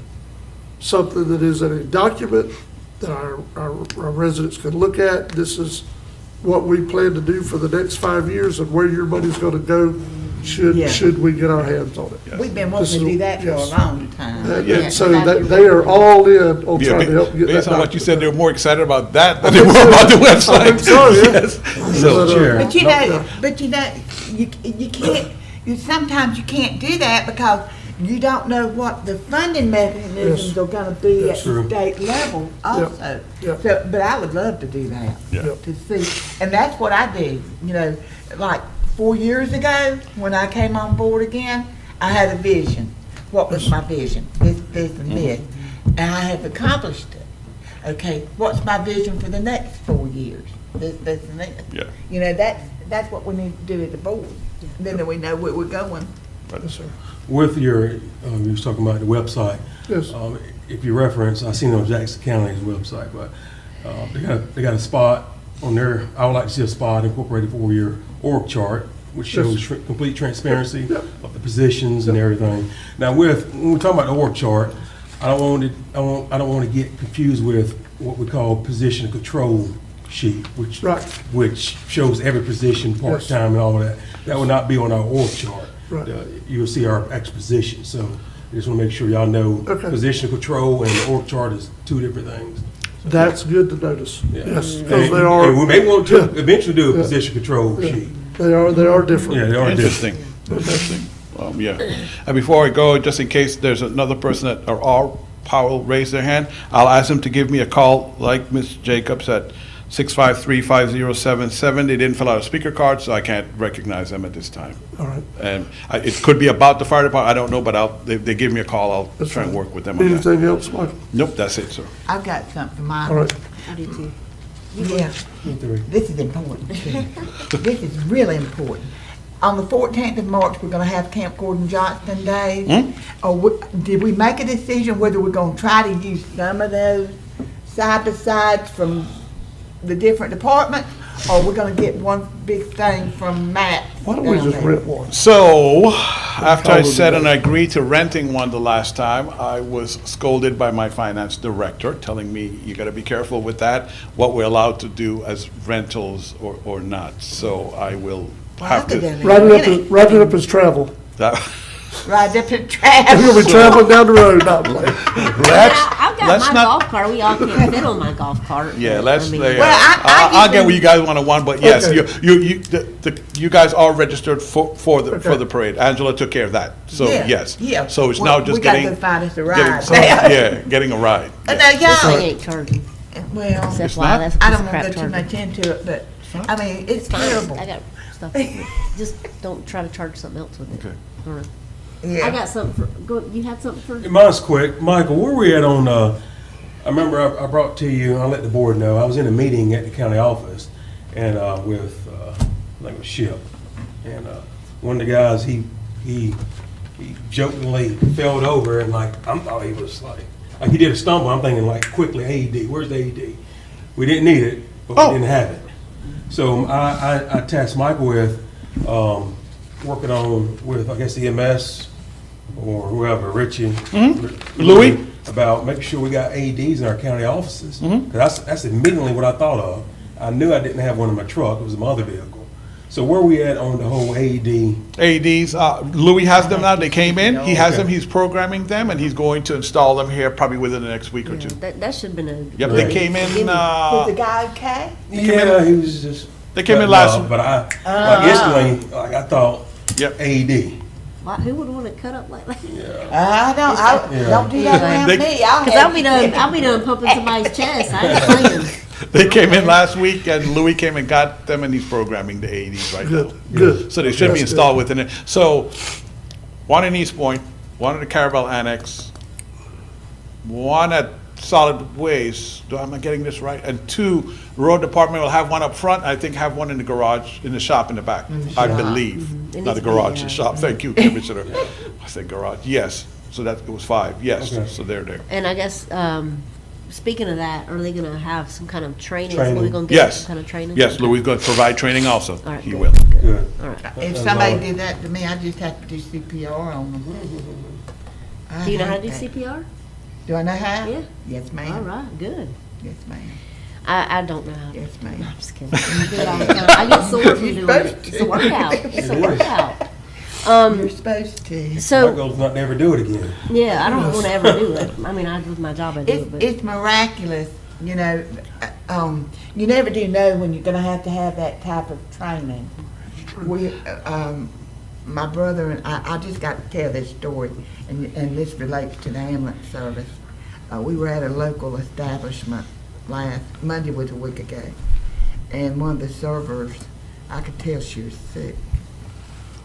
And I had my cousin there, and she's a oncologist nurse. She's an RN oncologist nurse. I said, you need to take her. I want her to do it. I don't want me to do it. But anyway, I said, take care of that lady right there. Make a long story short, she ended up having a heart attack. But you know what was right there? The ambulance. Because we knew something was wrong with her. We called the ambulance to her at the establishment. We knew something was wrong. She would have been dead if we hadn't done that. So that is what we're talking about, emergency medical services. That's what we're talking about. That's the best you can be right there. You know, because you don't never know when you're going to need it, like you didn't know. To play a prank, I go and tell somebody I'm fixing to put CPR on them. They say, I'm fine. You know, but it's a real thing. It really happens.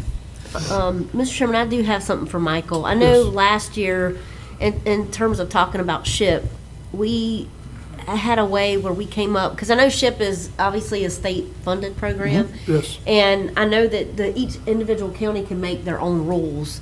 Last year, I think we decided to incorporate being able to purchase mobile homes through We the did. SHIP funds. I want to see if there's an additional way that we can make it to where, so say for example, someone already has an existing new mobile home on a piece of property that is being sold. And I guess the question and what we need to see if we could do is if we can apply SHIP for down payment assistance for mobile homes that are already existing. I know that we don't, I know SHIP I think we has- could, but we'd have to get the verbiage to them, and they would have to approve I it. think that's the case, yes. I Yes. think we can do it, we just have to, like we did with the mobile homes, we have to change the verbiage in Yes. our county how we do it with the county. Okay. I do have someone checking in on that for me, someone from Ocala County, Mhm. because Ocala County does it, and I think Gulf County does it. I've got someone checking into how their language is, and so when I find out what that is, I'll get it to you, so that we can That's a maybe good idea. incorporate that. Okay. The next time one of our meetings. or I'll whatever. just go ahead and check with Florida Housing too. Yeah. Check it out, Michael Cheney. He's our contact with Florida Housing.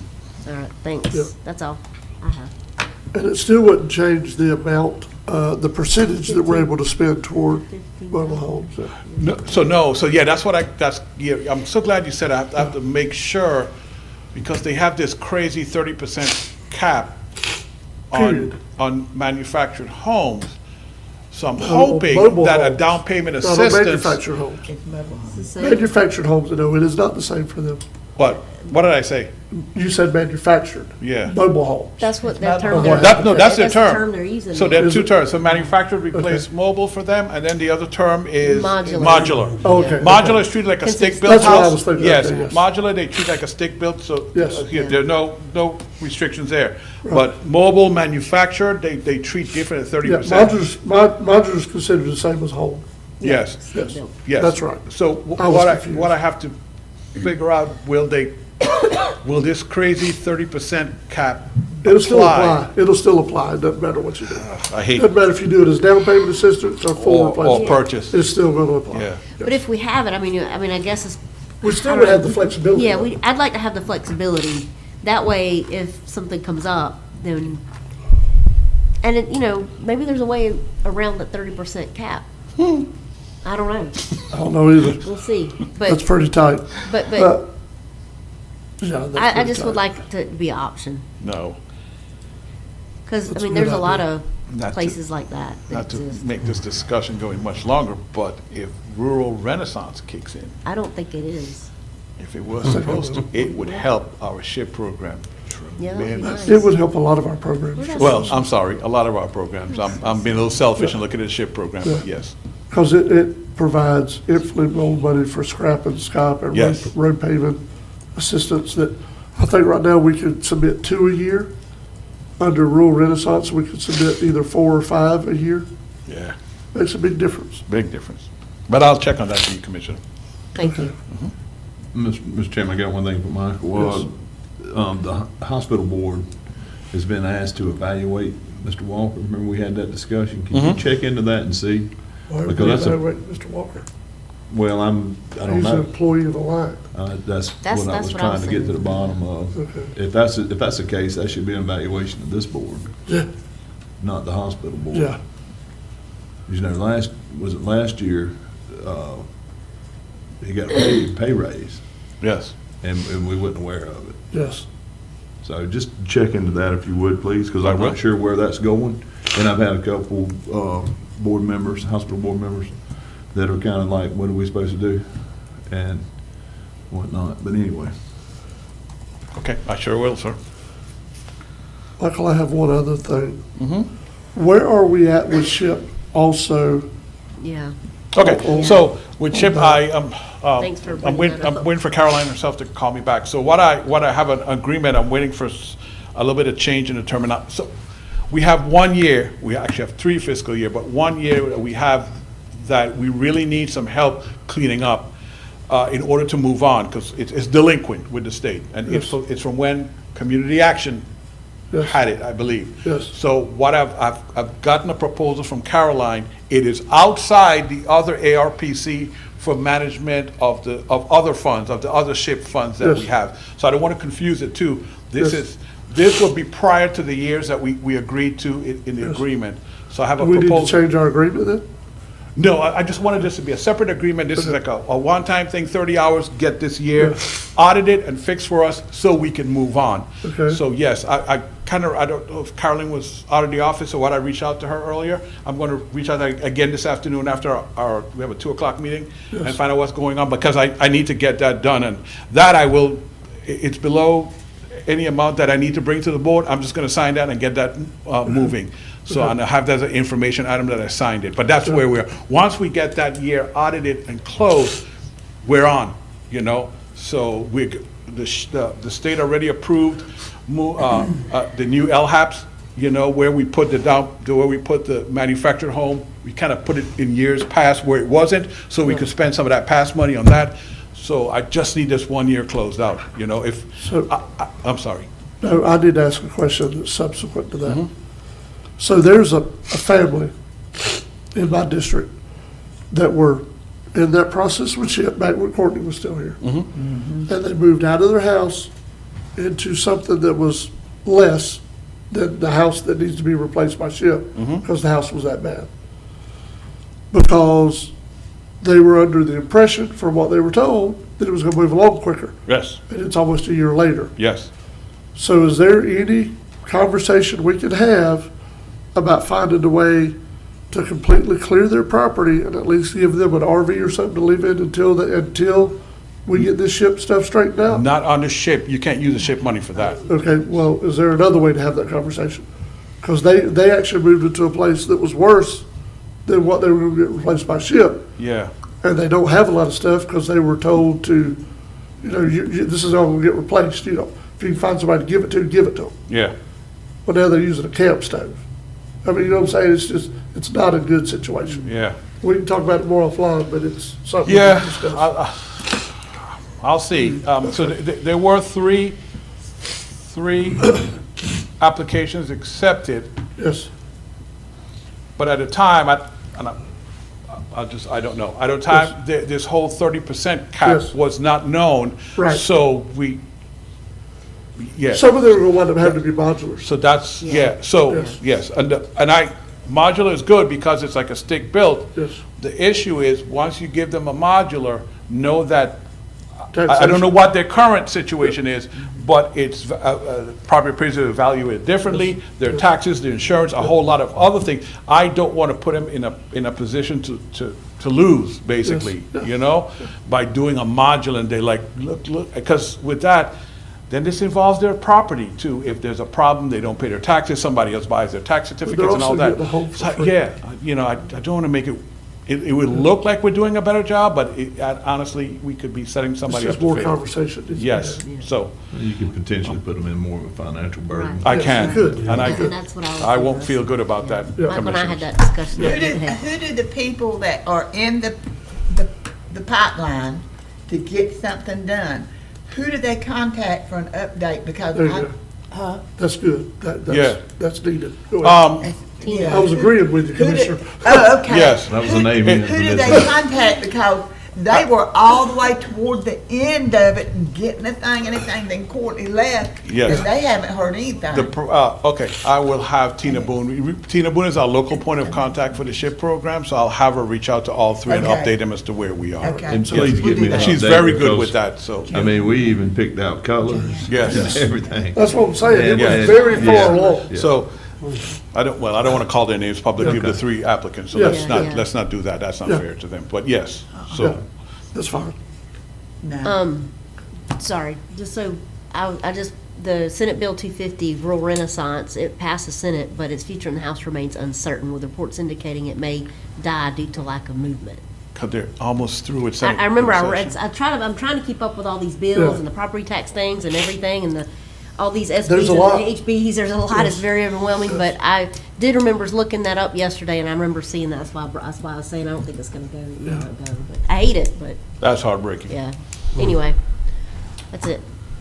All right. Anyone else? For Mr. Roll. All right, Attorney Schiller's still on the line, so we can discuss his add-on item? Or is he done checked out?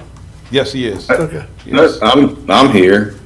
We Hang dragged in you there. through it whether you're live or, you know, just attended via Zoom. We still dragged you through the whole thing, don't we?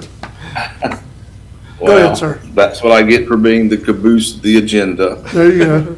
But, Commissioners, I am requesting that you authorize a executive session regarding pending lawsuit filed by the Landing at SGI, LLC against Franklin County, case number 2025 CA 56, pending in Franklin County, Florida.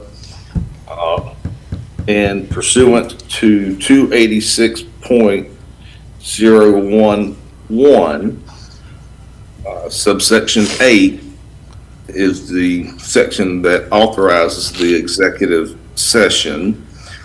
But there are a couple of things I just need to run down through the statute for you. First, most importantly, the entity's attorney shall advise the entity at a public meeting that he or she desires advice concerning the litigation. So that is the reason I am asking you to authorize the executive session, because I desire to have advice concerning this litigation that I just mentioned.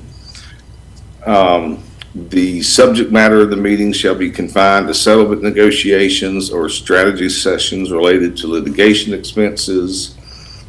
The entire session shall be recorded by a certified court reporter. The reporter shall record the times of commencement and termination of the session, all discussion and proceedings, the names of all persons present at any time, and the names of all persons speaking. No portion of the session shall be off the record.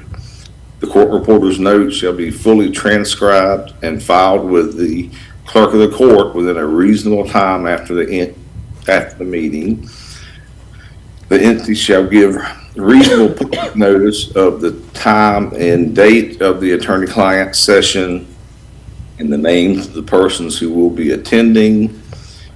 Session shall commence at an open meeting at which the person chairing the meeting shall announce the commencement and estimated length of the attorney-client session and the names of the persons attending. At the conclusion of the attorney-client session, the meeting shall be reopened and the person chairing the meeting shall announce the termination of the session. And finally, the transcript from the court reporter shall be made part of the public record upon conclusion of the litigation. So I would request two things. One, that the board authorize me to conduct this, where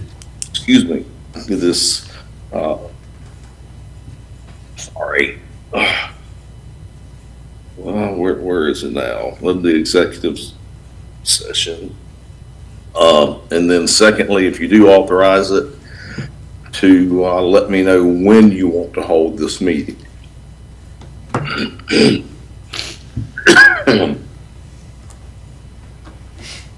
So what, commissioners, if y'all were considering doing this, what date do you think would work better for you? April 1st at 2 o'clock is what I would recommend after talking to all the board members about their schedules. Okay. That's on our normal scheduled meeting. Yeah, a regular meeting day, so you don't have to, come back on a separate day, so, yeah. Mr. Chairman. Y'all good, if y'all are good with that, I'm complete, I do think we need to have the discussion. I'm good with all that, but it's up, whatever y'all want to do. I'm fine with that, as long as everybody else is okay with that. I'll make a motion to, can we make it in just one motion, Attorney Schuler, or do we need to make it in two? I think it can be in one motion. Okay. I'll make a motion to authorize an executive session on April the 1st at 2 o'clock p.m. in this boardroom. All right, so a motion to approve this action by Commissioner Ward with the time and place specific. A second. We have a second by Commissioner Amison. Any discussion? Seeing none, all in favor? Aye. Any opposed? That's a 5-0 vote. Anything else, Attorney Schuler? No, sir. I guess you heard we made a pretty good mess for you earlier with Barnacle, but we'll have time to discuss that. I'll get with you later, Attorney Schuler, on that one. And Mr. Chairman, get Yes, better. please. Take care of yourself. Let us know if you need anything. Yeah, I will. Okay. This too shall pass, as they say. Mm-hmm. Like a kidney stone. Ooh, Oh, goodness, never had one. I've had those. Mr. Schuler, I'm still offering my old remedy that will cure that, if you will take it. I'm scared to even But ask. when he get, Just say. or he You didn't know, want it. I'm going to. It's He city would have been camera, cured. He would have been cured with it. Been cured. More than one way, probably. Anything else for Attorney Schuler? No, just feel better soon. Please do, sir. Michael. Yes. Yeah, Attorney Schuler, if you need anything, let me know. Yeah. I'll be more than glad to put it by the road. Put it by the road. Yeah. I'm getting there. I mean, okay, well, I don't want to talk too much about my. Well, I hope you feel better soon. Commissioner comments? I do, actually. Yes. Just to let y'all know, I'm going to Albany April 28th to speak at ACF. Okay. They've asked me to come up there and speak on the behalf of water flows and. Yeah. Wow. Yeah, well, it was from a partnership standpoint. Be careful. But, do what, I'm sorry? I said, be careful. They Be might better be careful. careful. You know But- what? So- You know, I'm telling you. But, On that same line, is that all you had? I'm sorry. No, that's just want to let y'all kind of The- know. I got I'd confirmed yesterday and told I got them an to make- email from Mr. Clayton, which is up in Alabama, to go along with the update they're doing on the Opportunity Zone 2.0. They're actually talking about doing opportunity zones for waterways. And they're actually talking about the ACF Basin being one of those opportunity zones to try to help get industry on the river some way, somehow. There is already some up in Bainbridge and Georgia and all, but they're having to go upstream and somewhere else because there's not enough water flow to bring it down here. They're having to go around their head to get to their fist to deliver stuff that they're producing some places there that are on the waterway. But that's also part of the discussion. And another part of the discussion that I'll send an email to Mr. Morone concerns the RCSC. I want him to send it to all of you guys. They're in the process of trying to get their own EIN number so they can actually be working as a legal entity. Currently not. So I'll send that information to Mr. Morone, let him send it to all of you guys. I'm sorry, to become a legal entity is what you said? So what they had been doing, and I come about this information from the ARPC, what they had been doing, and I didn't even know this, from years back, there was an agreement that the ARPC was doing some of their office work type stuff, including filing of paperwork, some of their accounting. So the EIN number that was being used was the ARPC's EIN number. But the new legal counsel for the ARPC said that we need to find a way to differentiate that relationship. That does not need to be going that way. I'll leave it there. So Okay. I'll send it to you in an email and you can send it to the rest of the board. Yes, sir. It's not nothing negative, I just want to make No, sure the it's- board's aware of it. So, that's all. Any other commissioner comments? I got one thing, Mr. Chair. Have we heard anything on our appropriations submitted? So far, they're still not down to the final stuff, but so far, between either the House or the Senate, everything that was asked for from the county is in consideration. Yeah. Is what I understand. Some of it half the amount, but yeah. Yes, Commissioner yeah. Coom, I'll see if I get a current list. Let me ask Tracy. She'll have Yeah, that that would be quickly. better to get a list. I mean, I've seen where, I'm sure y'all seen on the news where Cobb County got $5 million. Yes. Yeah. Yeah. You talking about with the governor? Governor, with the governor. They got more than that. Yeah, they did. And the city got some too. Well, Gulf County, the city, I'm just Yeah. lumping it all right there. They got a bunch of money from the Yeah. court, but. Mr. Chairman, I've got one thing before we get out of here, and I just need a history lesson while I got everybody right here close by. And it'll probably come from Commissioner Sanders, to be honest with you. I but- left my mind. She's hungry. Whenever we were a critical state of concern, Yes. why did the county at that time request the state to take us off of that?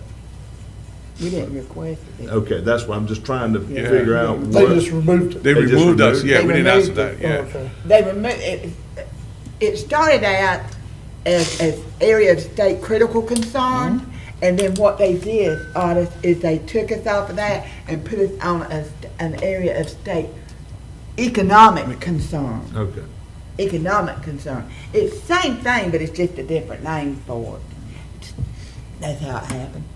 They left the city of Apalachicola. Apalachicola is critical, Yeah, yes. that's what I was- Yeah, and they let the city of Apalachicola underneath the critical concern. That's how it got with the water stuff now. Well, there's no difference in the two? Well, Critical it- state of economic It's- concern? Yeah, the economic part of it, because the bay was shutting down and all like that, that's where the economic part of it Yeah, comes that, in. I have And to then look we at have it more again, funds. Commissioner, to see the difference. I'll see if I can find for you. There's a difference in there. That's where the enterprise zones come out, you know, the opportunity zones come into it. That's the reason why they changed it as an area of state critical concern to state economic concern. They're concerned about it To too me, much, they it's own the too much same for our thing. property. Uh, If they didn't own so much for our property, maybe we wouldn't have to be. Yeah, that's what, yeah. Yeah. I So, mean, We don't believe that ship has sailed. I mean, Yeah, we don't have the ability to do anything different. You know, I had somebody the other day ask me, said, well, state or to give back some of that property. I said, you don't want that to happen, because that's going to have to come out to a bid.